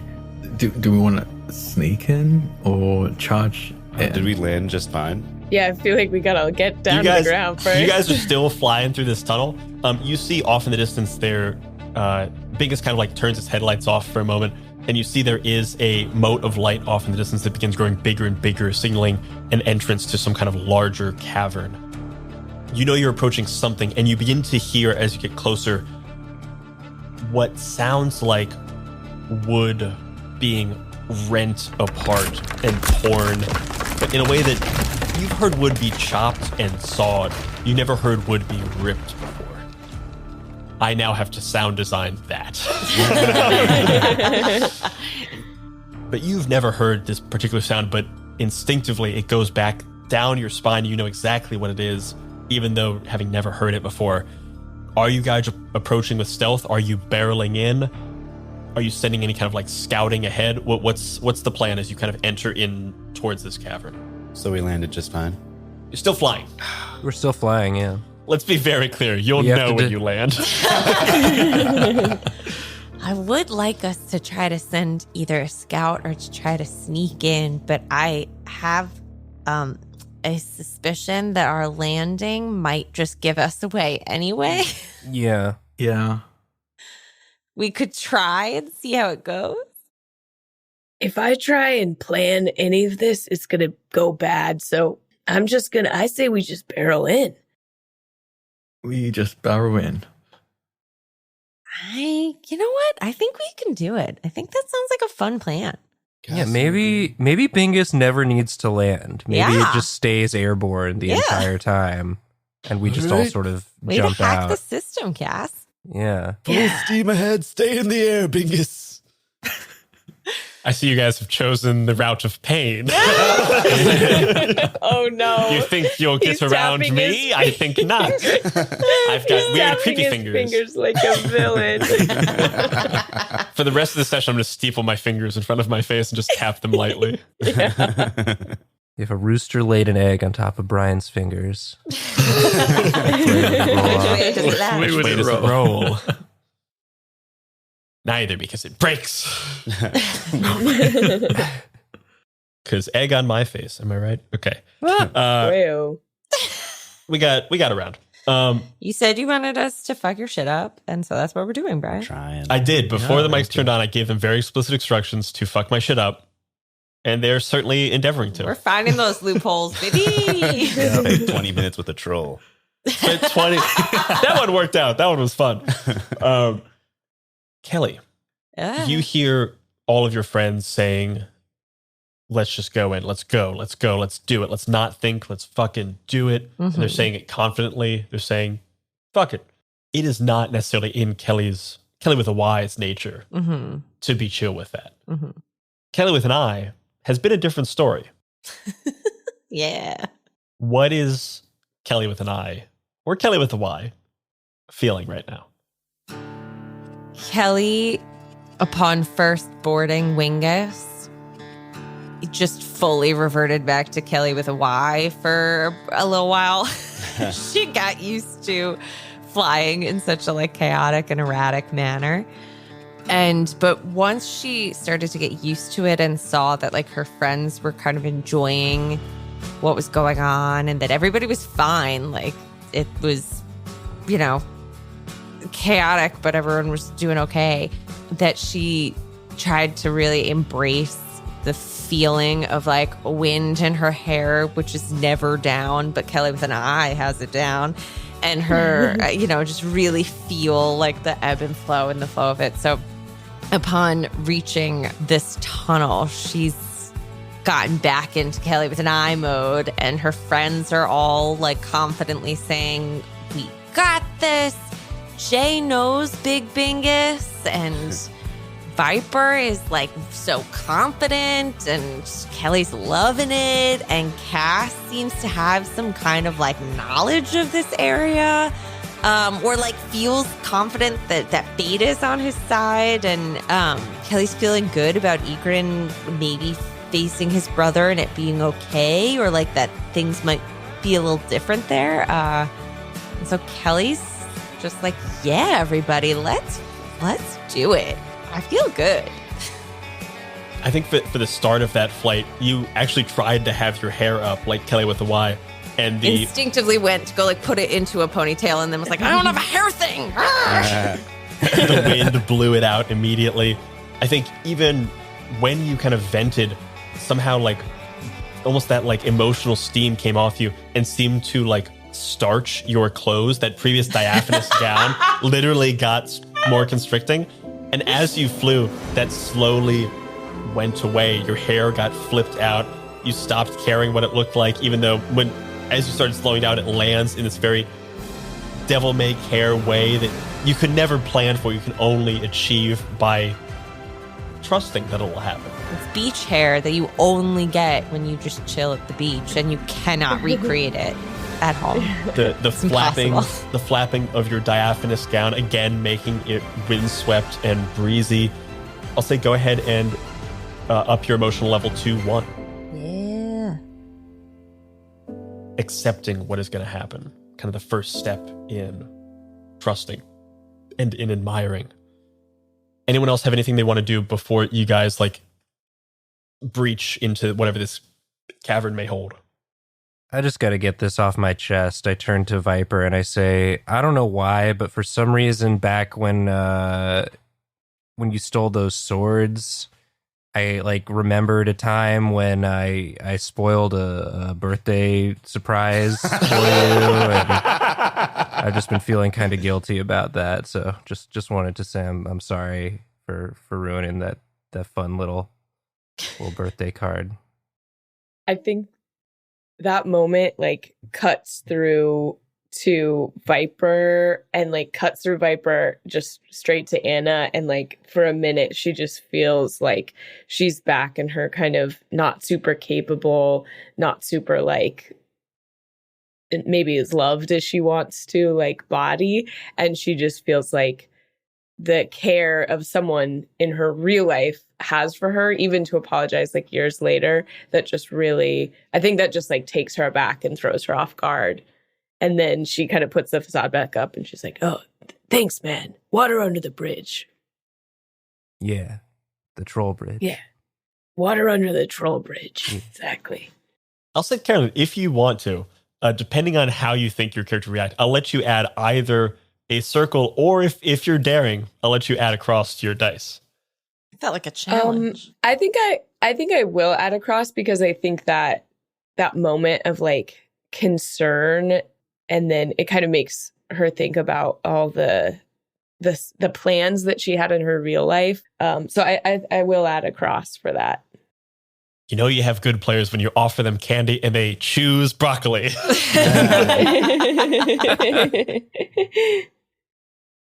You guys feeling more and less sure in various degrees of what you are doing, where you're going, and what the plan even is, fly through this opening. You see bright light explodes around your eyes as you see there's this massive cavern around you with what seems to be like ridges all along the sides and a large opening in the top that's letting sun in through almost like a moon roof type thing. This kind of like large chamber that the whole top has been like carved out. You see at the very bottom, essentially directly underneath this hole, is a large tree and like little oasis of greenery in this otherwise fully rocky cavern. This one area that could get rain and get sunlight has been tended and is growing, and curled underneath it, underneath this massive tree, is Big Bingus, who has a full oak tree and is like eating it kind of like corncob style, munching on all of the acorns. And all around these sides of the edges on these like ridges, you see tree-sized carvings of like statues. Like essentially Bingus is clearly like whittled down full trees into like various action figures or statues. Oh, cool. To varying degrees of success. Clearly he's gotten better over the many years. You see some that are basically just wooden blocks with like smiley faces, and then as they get further down towards the bottom, or I guess further up towards the top, much more intricate designs. From this distance, you can't really see exactly what these are, but you can see the vague outlines of human and gnome and elven silhouettes. You also see that around the outside of this cavern, having like somehow snuck this full wagon in. I realize I don't know how they snuck it in, but they snuck it in somehow. He's a seasoned dragon slayer. They know how to do this. You see they've actually disassembled a good portion of this cart. It kind of like folds down in various ways. And now rather than having like a cart for carrying things, you see the horses at the front are attached like a Roman chariot. Oh. They have essentially like weaponized this vehicle in a way. Mm-hmm. Cool. You see Ma and Pa are like tying up the horses. They're hiding behind this like large rock outcropping, and Bingus is just kind of like doing nothing and like, you know, eating away on this thing. I'll say, Viper, can you roll a wisdom check for me? Yeah, I sure can. A 1 and a 6. Nice. Wow. Love it.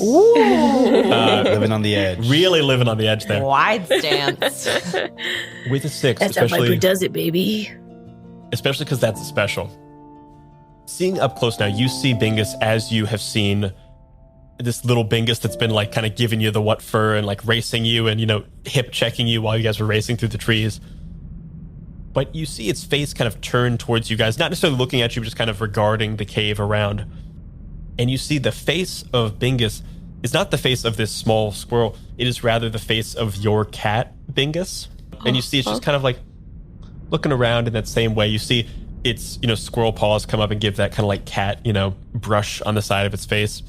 And you see around its neck is a bright pink collar with a dangling, some kind of charm beneath it. And I'll say with a 6, because it's a special, you see this collar kind of glow and pulse a little bit.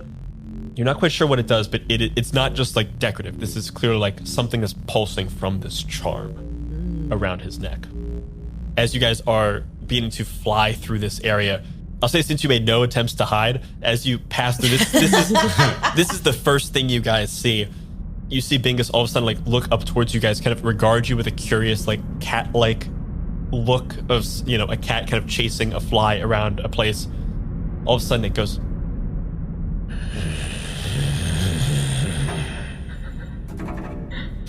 You see its fangs begin to distend a little bit as its upper lip curls. You see its tail go taut and straight. You see it kind of hunch back, kind of looks at you guys. Is it a big bushy squirrel tail? A big bushy On squirrel this- tail. Okay, yeah. Okay. Thank you. So yeah, you see a big bushy squirrel tail get even bushier like a cat's tail. So it's just basically just a big palm on the back of its butt. Yes. Very You good. see it looks at you guys kind of like stalking. You see its butt begin to wiggle in this kind of like pre-pounce motion. As that happens, you see off in the distance Michael pull up on the reins of the horses and begin to charge towards Bingus. We're going to move into combat. Oh. And we know who goes first. Yes. We do know who goes first. I'd like to, when I see that it is my former cat's face, which is currently in the possession of my recent ex, I would like to just scream to everyone, "Don't kill it! Don't kill it!" Kill it. Okay. That's not Bingus. That's the cat. Don't kill my cat. What do you mean, your cat? My cat / your former Pokemon analogy. Like the expression goes, one man's cat is another man's former Pokemon analogy. You guys fly through this tunnel, exposing yourself to this massive cavern. You see the wonders to behold in this cavern, but don't have much time to take it in as you see Big Bingus looking towards you guys, the charm around its neck beginning to sparkle and dangle, and its eyes beginning to narrow, its tail bushing up, its haunches rearing back, ready to jump up towards you guys. And off to the left, you see Sir Michael in his chariot, driving directly towards Bingus with longsword extended, looking as resplendent as possible as the light glints off his armor, creating like this disco ball type effect all around the cavern of twinkling lights kind of hitting all the bits of the walls. As that happens, you guys for a moment see a flash of what would be, of Sir Michael getting to attack first, Bingus turning and attacking him, then you guys kind of taking your turns. But all of you for a moment hear the faint wisp of chimes as all of that is rewound in your minds, and as if it never existed, you see Kaz move faster than any of you have ever seen before. Kaz, you act first. Great. And I'm going to cast a scripture. I'm going to cast a scripture that I haven't cast yet. At least I don't think I've cast it yet. Because it really works best when you go first. And everybody is faster than me. But not anymore. So I'm going to cast Prophecy. I get sharp visions of future events. I roll my wisdom dice pool along with my Godbinder dice, and for every success, I basically get to save it and use it as either an advantage or a disadvantage for any roll for the rest of the encounter. Hell yeah. Ooh. Nice. Yeah, go ahead and roll that prophecy. All right, let's prophesize. Okay, so I got 2 4s, a 6, and a 2. And it does have special add an extra success. So since you rolled a for special, every you got level, 4 for every level I successes? have with this god. Holy shit. So That's really cool. so that's 4 either advantage or disadvantage that I can use to help you guys do the cool stuff you want to do. Nice. You hear the tinkling of fate, and you see hanging from the tree. You don't seem to see the corporeal body of fate anywhere, but hanging from the tree, almost like charms, you see 9 of these hanging scales, like these charms that go down to baubles, that go down to scales, all hanging, kind of blowing in the breeze. And you feel, as you kind of like move your hands back and forth, you feel them moving up and down with your emotions, and you feel the ability to control those fates as we go. Yeah. Yeah, I do. I guess, especially with that, is there anything else that Cass is like feeling or seeing in this moment that the rest of your party is not? Ooh. guess Cass is feeling like he's part of the team. Like he's not being led on a distraction mission. That like, as opposed to not really knowing even what everyone's goal is, I'm like, I super know. I know everything. And I'm gonna use that to protect this giant squirrel cat and also my friends. You feel this newfound sense of just belonging in this group and like being capable, being useful, being helpful. And I think you know that way quicker and way more than anyone else does, but they're going to learn it soon enough. Does anyone have a dex of 3 or greater? I do 3. Yeah, I have 3. I'm 3 as well. I think we're all 3 except All 3s except for Cass. Ned, yeah. Hell yeah. Who would like to go first? I would love to intercept Michael. Hell yeah. Are you? So you guys are flying around on Bingus. Are you Yeah. going to try to like tuck and roll essentially? If I were to tuck and roll, what would the stat be for that? I think it would be a dexterity check, but I think to do that to guarantee. Like, so I'll let you guys. You guys have successfully foiled my landing gear riddle. If you want to skim the ground and slow down, you can like essentially just hop off, no check needed. But you guys will be very close to Michael or very much in his way, and very susceptible to like Bingus. Like you guys will be a sitting duck target. If you want to kind of do a fly, but like a dip down, you jump off. I'd say you will make a dexterity check, difficulty 1. I'll do dexterity check difficulty 1 then. Okay. You guys see Bingus dive down in this kind of like cannonball dive, and then begins to pull up quickly. And in that moment where you're almost suspended at the ground, you feel all of your gravity is getting forced down. Ingrid, you begin to roll off and try to tuck and roll. Go ahead and make that dexterity check. You know what? You can have an advantage. Oh, thank you. Hell yeah. I want this to resolve first, but I'd also like to take that moment to roll off when it Okay, cool. happens. 3 successes, one of them to 6. Oh, wow. Ooh. Nice. I'll say with that, Carolyn doesn't even have to make a roll. Nice. Okay. I'll say- I wanted to roll off and like launch myself onto the cat Bingus, like trying to grab onto the collar. I'll say, Viper, go ahead and make a dexterity check. I'll say, since you got 2 6s, difficulty 0, and you get to make this crazy move. As Okay. Ingrid will be able to like fully like springboard you as well. Okay. Well, I got a 1 and 2 2s. Oh, I should have given you the advantage. But I would like to use something. I'm also just picturing Ingrid like doing a really badass like somersault off of the flying thing. I probably like turn around and just like let myself fall. You do like a Matrix, situation. So cool.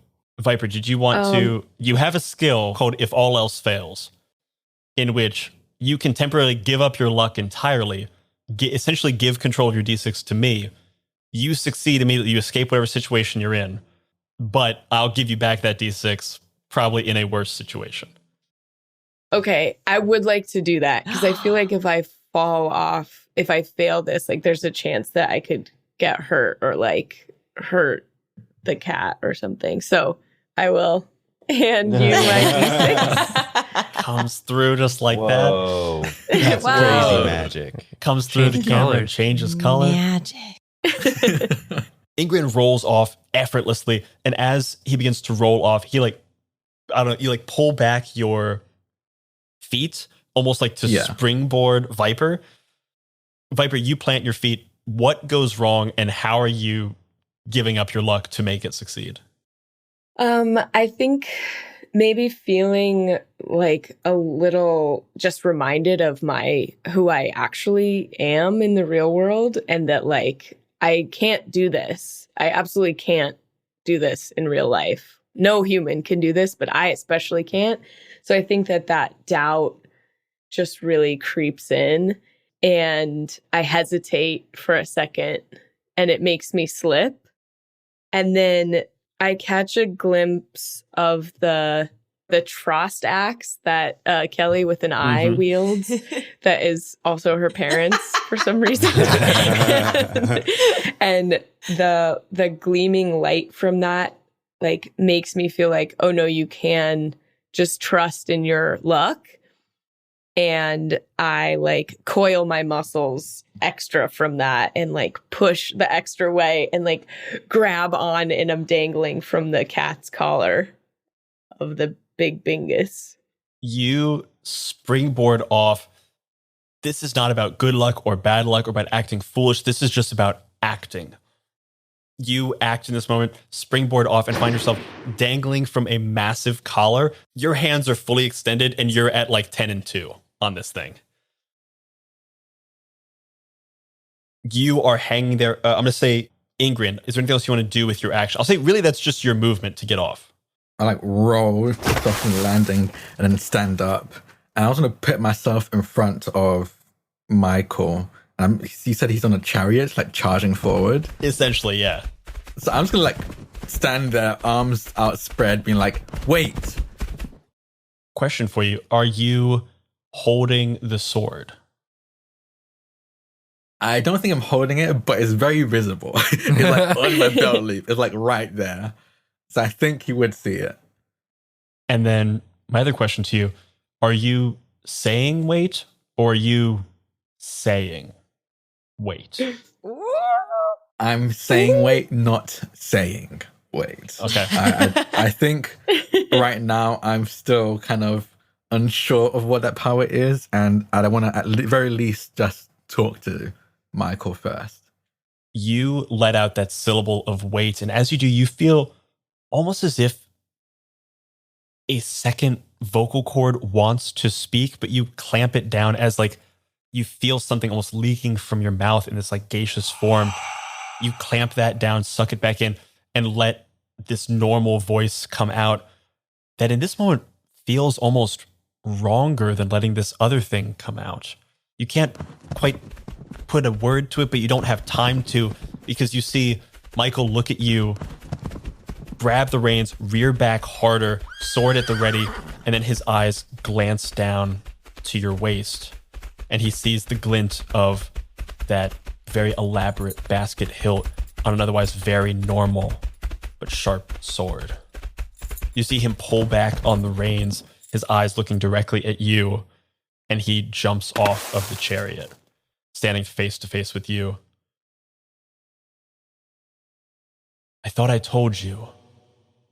That was my sword. And he levels his sword at your chin, almost like tapping your chin. Yes, I understand. We can squash that later.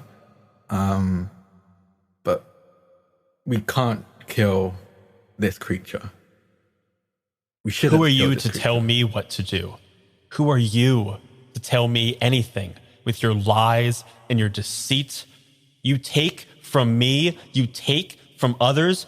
I earned everything I've gotten. What have you done but taken it? Listen, I'm not here to argue that, quite frankly. But have you looked around? And I like gesture, like still hands up, like gesture to the carvings. This creature is clearly intelligent, at the very least to some degree. And you're just going to kill it? Because it was taking up trees to carve out of? Do you go to wood carvers and kill them in their shop? I'll say go ahead and roll a charisma check. I will make you roll with disadvantage, so one less. That is fair. I'm going to say difficulty 1, so you got to get 2 or more. A 4 and a 5, so 2 successes. Damn, he did it. Shit. Nice. You see the sword leveled at your chin drops just a millimeter as he kind of, his head doesn't move an inch, but his eyes glance around, and you see him kind of like fully take in what is in this area. Looks at it, and you still have the words ringing from your mouth of like, this is an intelligent animal. He looks at you and goes, "You may be right. Certainly more than I can say for you." Ooh. He pulls back, levels the sword at you. "I'll consider your words. A liar is true every now and then, a broken clock right twice a day. You may be right. Maybe I should reevaluate. I'll deal with that after I deal with you. You wanted that sword? You wanted to take it from me? Then draw it. You want it? You have to earn it. Draw!" Okay. And I will draw the sword. From Wingus, Jay goes, Kick his ass! You see Paul pops up from somewhere. "I'm gonna come fuck you up. Don't you fucking talk about my boy." That's just the rivalry that I'm actually here for. Pa versus Jay. Ingrid, I'm gonna say that acts as your turn. Yeah. Michael is gonna go. He also has a dex of 3, and he is going to attack. Okay, I'm before he rolls. Yeah. He's getting a disadvantage. Okay. He does get an advantage in swords, so he's gonna be rolling just a straight 3. Okay. Ingrid, what's your defense? Defense is 0. Okay, cool. Ooh, okay, not too bad. Rolled a 2, 2, and a 4. So he immediately swings the sword. You see it kind of fly over your head, and you see, though you Enoch have never experienced sword play, like you maybe watched fencing at the Olympics, you recognize good form when you see it in anything. Anyone, no matter how trained or untrained, can recognize mastery in a master when they move. There's an effortlessness to it. He quickly swings the sword in this fast blow, but a testing blow, and kind of knocks you backwards, knocking off one of your guard. But you notice just a little hitch to it that even you notice, like, that shouldn't happen. You see his eyes kind of go questioning a little bit, and Cass, you feel your thumb pressing down on one of the scales in the tree, triggering it from a distance. You see that scale shift, and as it shifts, you see, almost like Cheshire Cat, like sitting on the tree, you see just the teeth and the eyes of a smile of fate kind of stretch out. Well, you like that, huh? Well, I got more. You hear from the back of your head, "You know, when you know what's gonna happen, sometimes you gotta have a little fun with it." Well, I'm glad you're having fun. You see he kind of like pushes down a little harder on that scale, and you kind of feel it happening too, and it feels good. Like there's a power to it. There's a control to it. And he releases it, and it kind of goes back to normal as you see this duel begin between these two brothers. Who else had a 3? Yeah. Kelly and Jay. Kelly and Jay. Which one of you wants to go? "You can go, Kelly." Okay. Because she is currently feeling the trust, and she's like, "Yeah, my friend's got it." She is like, "Well, let's have like a little bit of fun," and she's gonna try to basically like sow chaos. So I think similarly, as we're coming down low, she's gonna try to jump out of Wingus, and the ultimate goal is she wants to get over to the chariot and cut the horses free. Oh, Nice. nice. I'll ask you, how trusting are you of Wingus's flying? And I'll tell you mechanically what this means. Okay. You can fully trust Wingus and essentially just fall out, get yourself in a position. I'll let you do everything you want to do, essentially. Mm-hmm. You may take damage. I'm essentially going to roll a straight up or down, and you'll lose a guard. Mm-hmm. If you take that risk, you will go up to the second level of emotion. Oh. If you don't, if you want to roll for it, you'll roll a dexterity pool, challenge rate, challenge 0, very likely pass, but you won't get that additional advantage. I think Kelly's really vibing and she trusts Wingus and she's she's not eager to do like the cool Matrix fall and she's like, yeah, baby. And so she tries to do it too. Go ahead and roll a d6.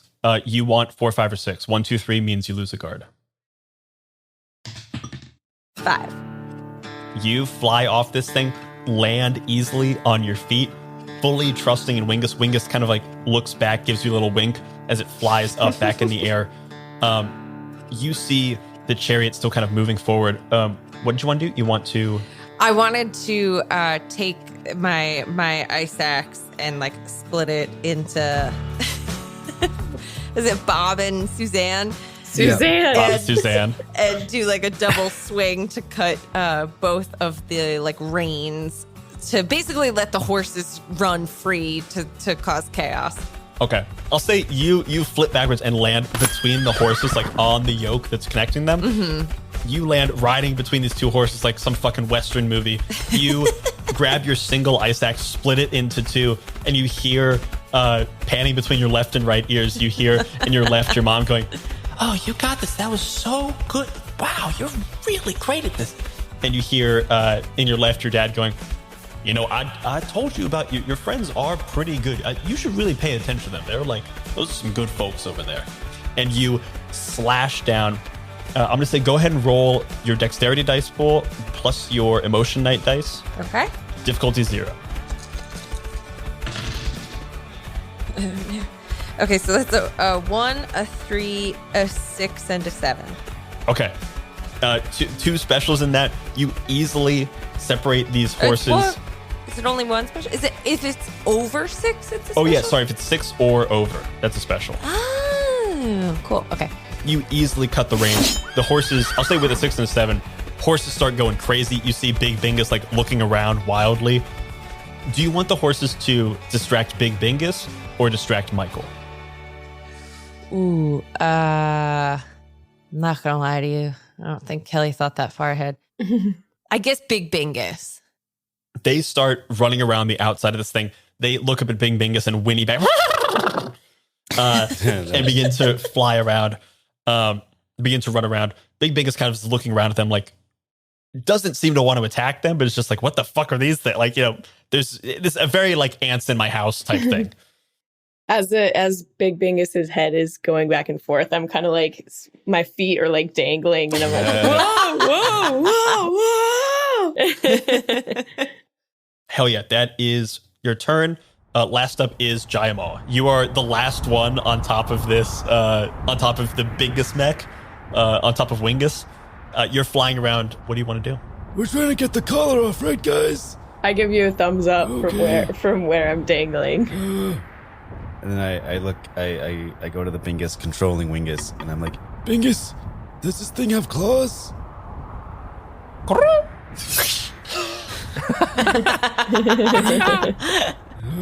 Let's swoop down and cut that collar off. You swoop down. So what I'm going to do mechanically for this collar, Big Bingus has defensive 2. The collar is essentially going to have the same defense as him, but with significantly lower health, essentially, to get this thing cut off. So you're still trying, like, this thing is big, it's moving around. You're trying to swipe at that. It's still going to have some health because it's like a thick, leather strap. You swoosh down. As you make an attack with Mech Bingus, go ahead and roll your intelligence pool plus your Neo die. And for sure take an advantage as well. Okie dokie. All right, that's a 2 6s, a 4, a 3, and a 9. Nice. Okay, how many of those are above a 4? Or a 4 above? 4 and above are 4 of them. And then there's 1 3. Ooh. Yeah, there's Jesus. a 4, 2 6s. And one of them was a 9? Yeah. Yeah, 2 Okay. 6s and a 9. So Oh my god. So its defense is 2, so you're still doing 2 hits to this thing. You swoop down Big Bingus, or what is it? Wingus. Too many Binguses. Too many Binguses. You fly down, gripping onto like the leather strap holster of Wingus, diving down in this like Peregrine Falcon death dive, claws extended as it rips down the leather of this thick collar. tears a large chunk out of it. You see this thing is badly damaged. Mechanically, it still has 1 health left. It is like literally hanging on, and you see the charm on the front beginning to pulse kind of wildly and erratically, whereas before it was pulsing at this very regular interval. You see Big Bingus kind of look up to you, its eyes looking at you. You said that Jayamal would only know Big Bingus when you looked into its eyes. What do you see in Big Bingus's eyes? That's a fucking cat.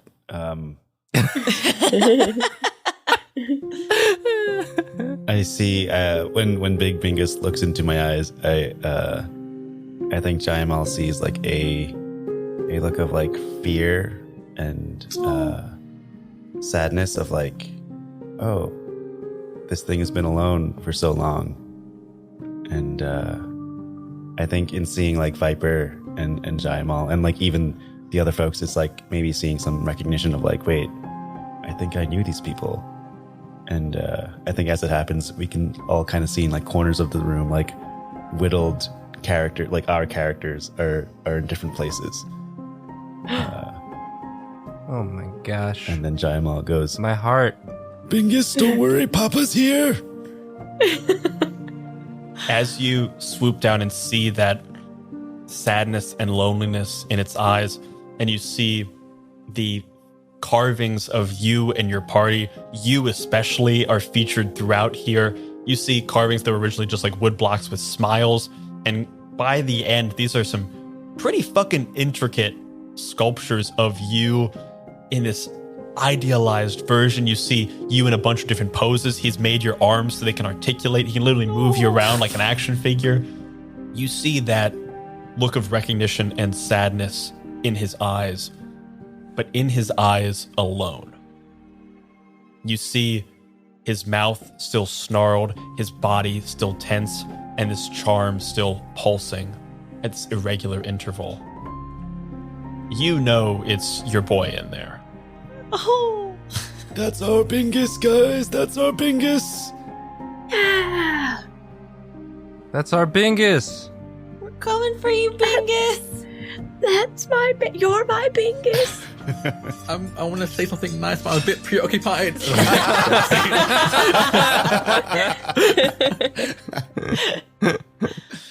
You know that is your Bingus, which makes it all the more terrifying when he opens his mouth, rears back, and you see a sickly green and brown liquid fill in the back of his throat as he breathes a massive spray of white hot sap directly at you. That's new. I would like to give that a yeah. disadvantage, please. You want to give it disadvantage? Here, I'll take it again. Yeah, I will. I saw it coming, and I like lean on the like the controls just to like try and move us out of the way. You lean on the controls, pressing your thumb ever down on this larger scale for Bingus, and feeling that surge of power and control in what that feels like. You're changing someone's fate, someone's destiny, whether or not you know what effect it will have. You are altering someone else's path with just the press of your finger. Bingus is going to roll with disadvantage, so just 4. That is 2 6s, a 1 and a 4. Oh no. It could have been 3 6s. Could have been 3 6s. I help. So I will say I saw the first roll and it was worse. Oh no. Oh, So don't tell me Jayamal- that.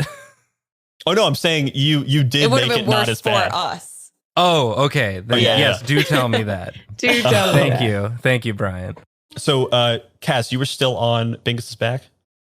Yeah, I didn't jump out. So both of you are going to take 2 hits, Okay.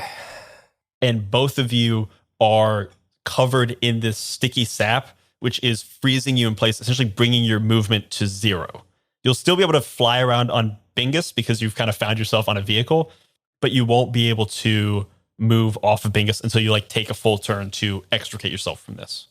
Does the fact that I have a defense of 1 matter in that yes, regard? You would only take 1 hit. Okay, great.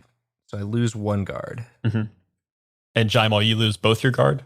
I have 3 guard, motherfucker. Oh, hell yeah. Yeah. But yeah, I'm down to 1 guard. Hell yeah. Okay.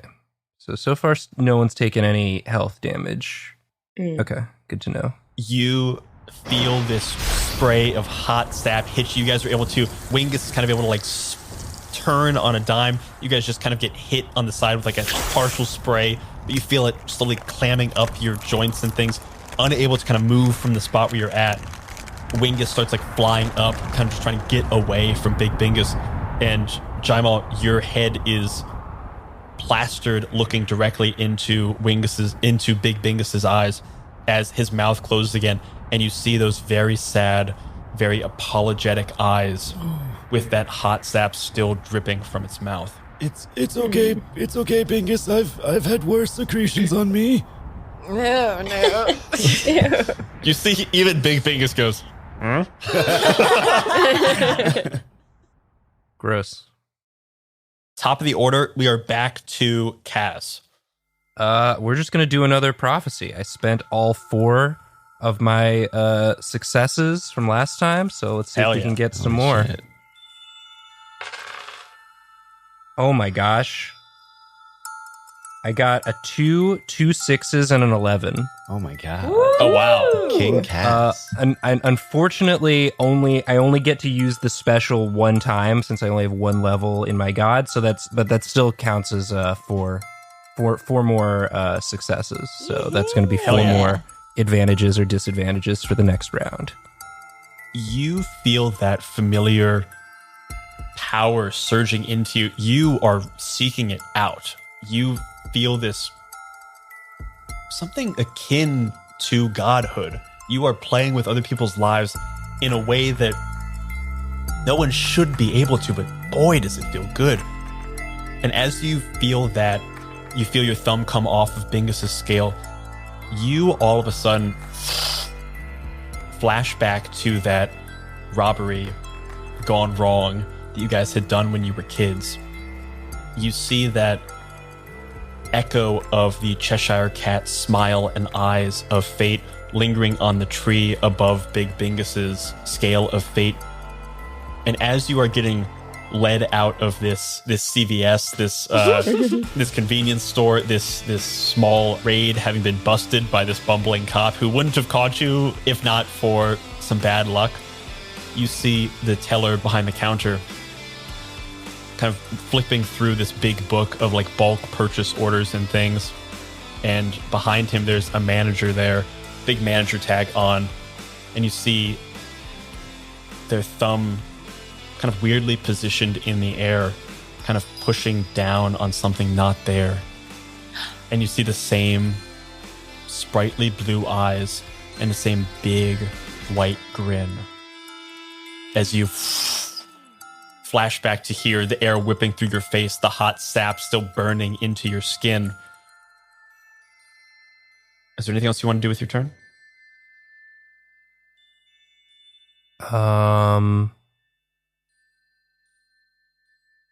No, I mean that I'm taken aback by that. That's I didn't remember that guy. Why is he looks so familiar. I can't, that doesn't, but we're inside a game and that was real. Is that can't get distracted. Have to focus on these prophecies. I'm seeing that and like several other visions all at once, and I like linger on that one for a second and then I snap back and I'm focused on my friends in their various precarious situations. You see the world in front of you in like double, triple, quadruple vision as like possibilities, things that kaleidoscope. could be, things that couldn't be, things that never will be, are all layered on top of each other like onion paper. And you see how easily it would be for you to just shift one sheet to the left, to the right, up, down. We move from there, and you glancing down as Wingus kind of like makes a move, you see down off to the left Sir Michael and Ingrid locked in this battle. Ingrid, you were up first. I think Ingrid's been parrying and blocking. I don't think it's actually been on the attack. And I think he's just getting more and more frustrated. And I think unbeknownst to him, perhaps he doesn't probably realize this, but I think every time Cass actually calls upon their godly power, there's like a pulse in Ingrid's chest and then in their throats, as if they're reacting to it in some kind of way that they're not fully aware of, they don't understand. And I think that's plus the frustration of every time he does try to attack, that Michael parries, or from at least the beginning of this fight, Michael just insulting Ingrid. It gets to the point where I think I'm going to use my voice. I'm going to use the voice. Nice. And Yeah. and I think what you see is, I think I described it, but around his wrists and his neck are like almost like tattooed black bands. And from the band on his neck up, you kind of see it starts off as an ember and then it full on flame like hellfire as his skin and then muscle and then everything underneath burns away to reveal a crystalline skull. In his way his eye should be is a green rubies with some kind of dark mist, something going on, swirling around in there. Around his way his nose should be, and ears as well. There are smaller crystals, and his mouth kind of just hangs open. And can I roll first before I give a badass? Yeah. So I'm gonna roll for it first. So with the dictator, it's a little different than other people. You're gonna roll your D4 and also your charisma pool. The D4 is essentially the number. The charisma pool is how much you can bring it up or down by. Yeah. So it's your ability to control your power. So go and roll the D4 first. We'll see where you're at, and then we'll roll D4, the charisma okay. pool. A 4. Ooh. So Hell yeah. 4 successes off the bat, and then my charisma. In total, that is 7 successes. There are 2 wow. 6s in there.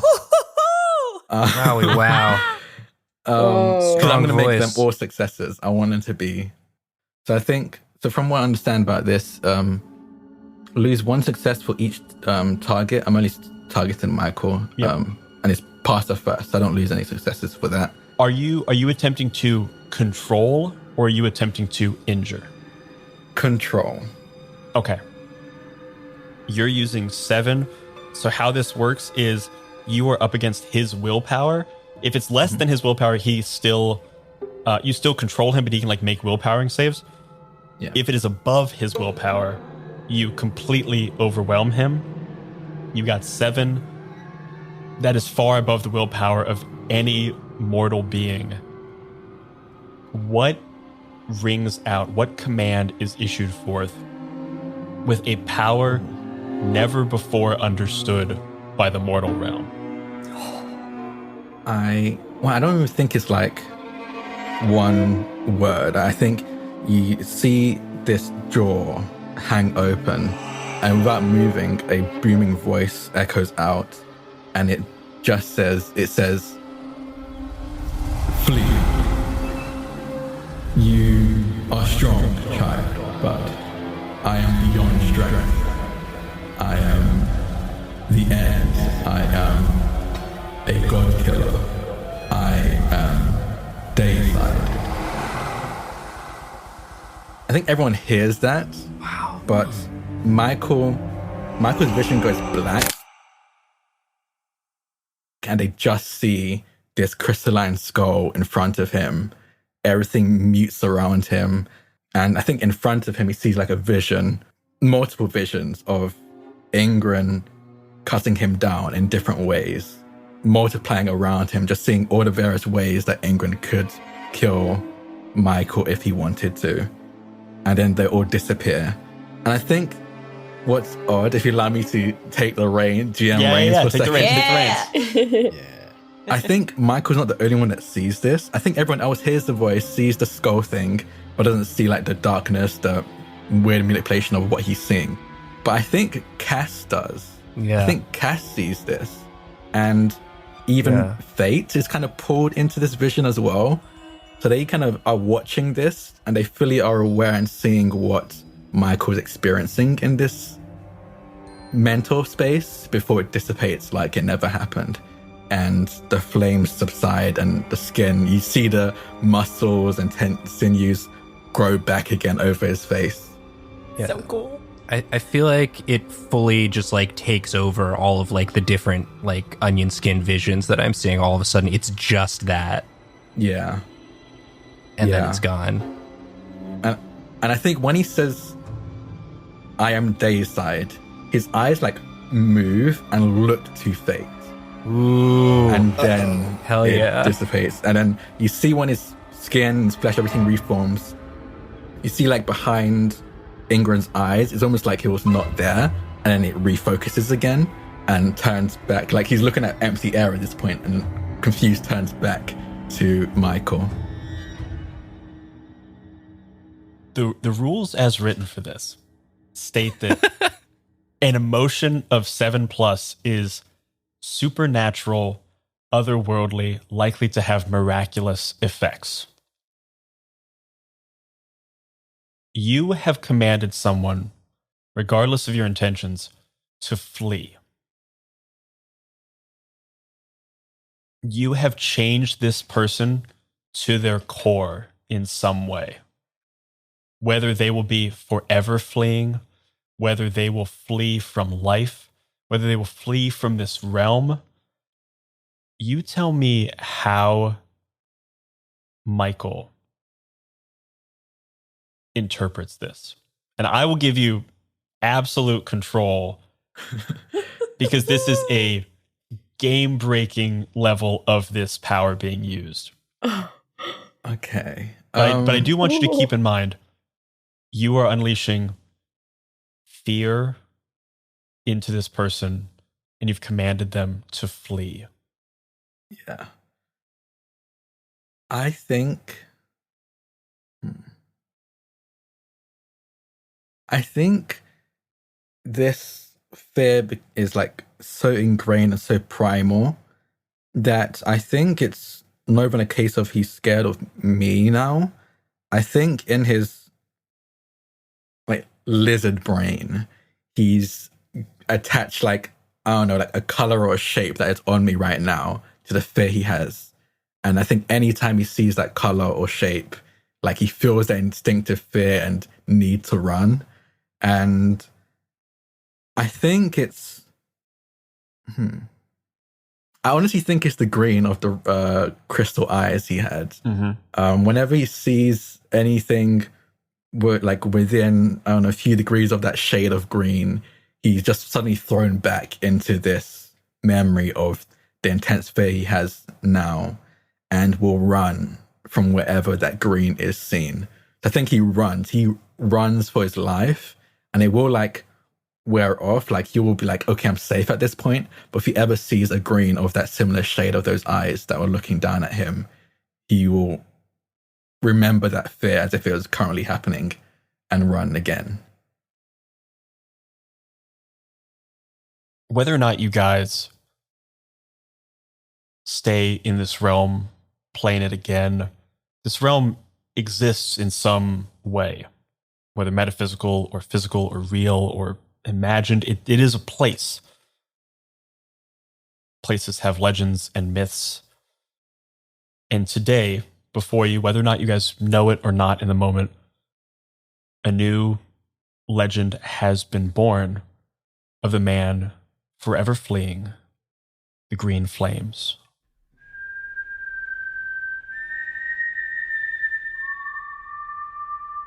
The man forever fleeing any shade of emerald. For years, people will debate what that means, where this story came from, what it signifies, what the moral is, if there is a moral. But anytime a sailor is out on the sea and they see the green light of some kind of strange nautical experience, whenever someone is looking too deeply into a campfire and sees a little flicker of green, that chill of fear will be echoed from Michael down their spines. It will exist for time immaterial. As true as any idiom, the cat is curious as the fox is clever. It is simply a truth of this world. A green flame is something to run from. Oh, yeah. Michael flees. Ma and Pa flee after him. Your face slowly returns to normal.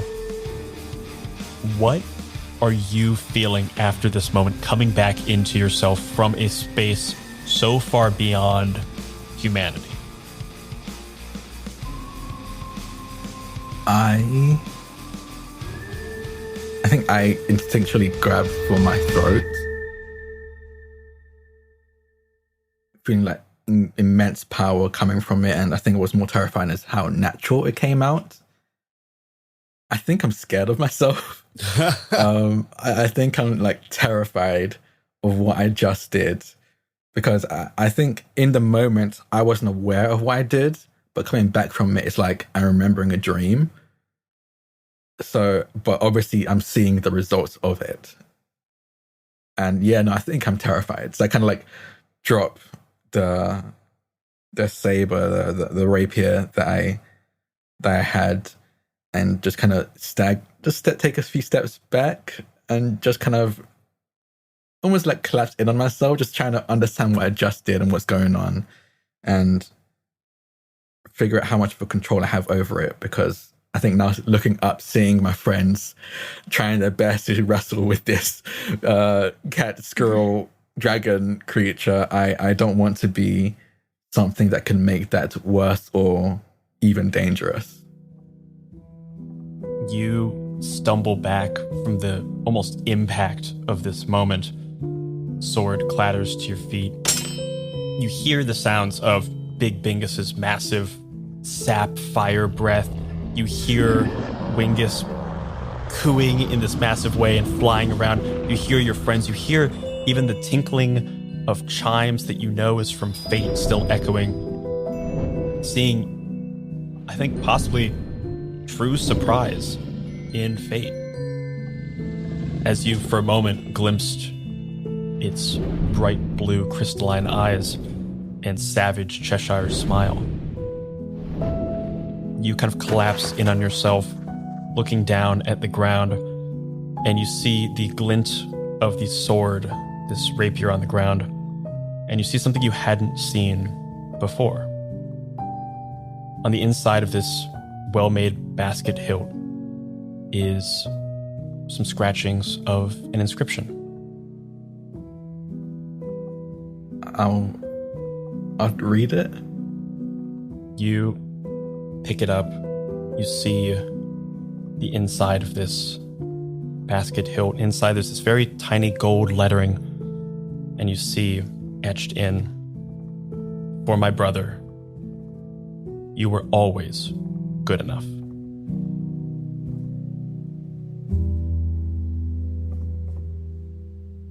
I start crying. Oh, so do I. Everyone's crying, bro. Damn, dude. Yeah, I'm crying. I Wow. just start loudly sobbing right there on the ground. You collapse down with knowledge of what your brother has been made by your rage in this moment. Holding in your hand proof of his love. And I think that's where we'll end for this episode. Wow. Oh my god. Always end with tears. Jeez. Oh, God. Fuck him up. Oh my We didn't fuck up God. Brian nearly enough. That was rude. I told you guys to fuck up my shits. The second you said there was an inscription, I was like, no. That was revenge for not landing Wingus. We could have just taken the crash landing, but Yeah. instead, We should have. But instead, Hard take. We got a crash course in emotion. Wow. If you had drawn a crash landing, Hitchtooth Franz would have come and you would have just hung out with Hitchtooth Franz for the next hour. Wow, we missed the whole pacifist arc. Oh man. Oh no. This season of My First Dungeon is produced by Brian Flaherty and Elliot Davis. Editing and sound design by Brian Flaherty. Original theme song and character themes by Behold. This episode features the voice talents of Draconix as Enoch, Carolyn Page as Anna, Abby Hepworth as Kelly, Chinook Sarah as Jayamal, Nathan Yaffe as Ned, and Brian Flaherty as Danny and everyone else. Die, the role-playing game, was created by Kieran Gillen and Stephanie Hans and published by Rowan Rook and Deckard. You can find My First Dungeon online at My First Dungeon on Twitter. And if you like the show, the very best thing you can do is open up your podcast player right now, click follow, and leave us a review. And if you want to play Die yourself, the core rulebook is now available at rowanrookanddeckard.com. That's all for this episode. And as always, remember, if you're having fun, you're already doing it right. Bye-bye, everybody. Bye-bye. Bye-bye. No. Nice. I almost forgot. You brought it back.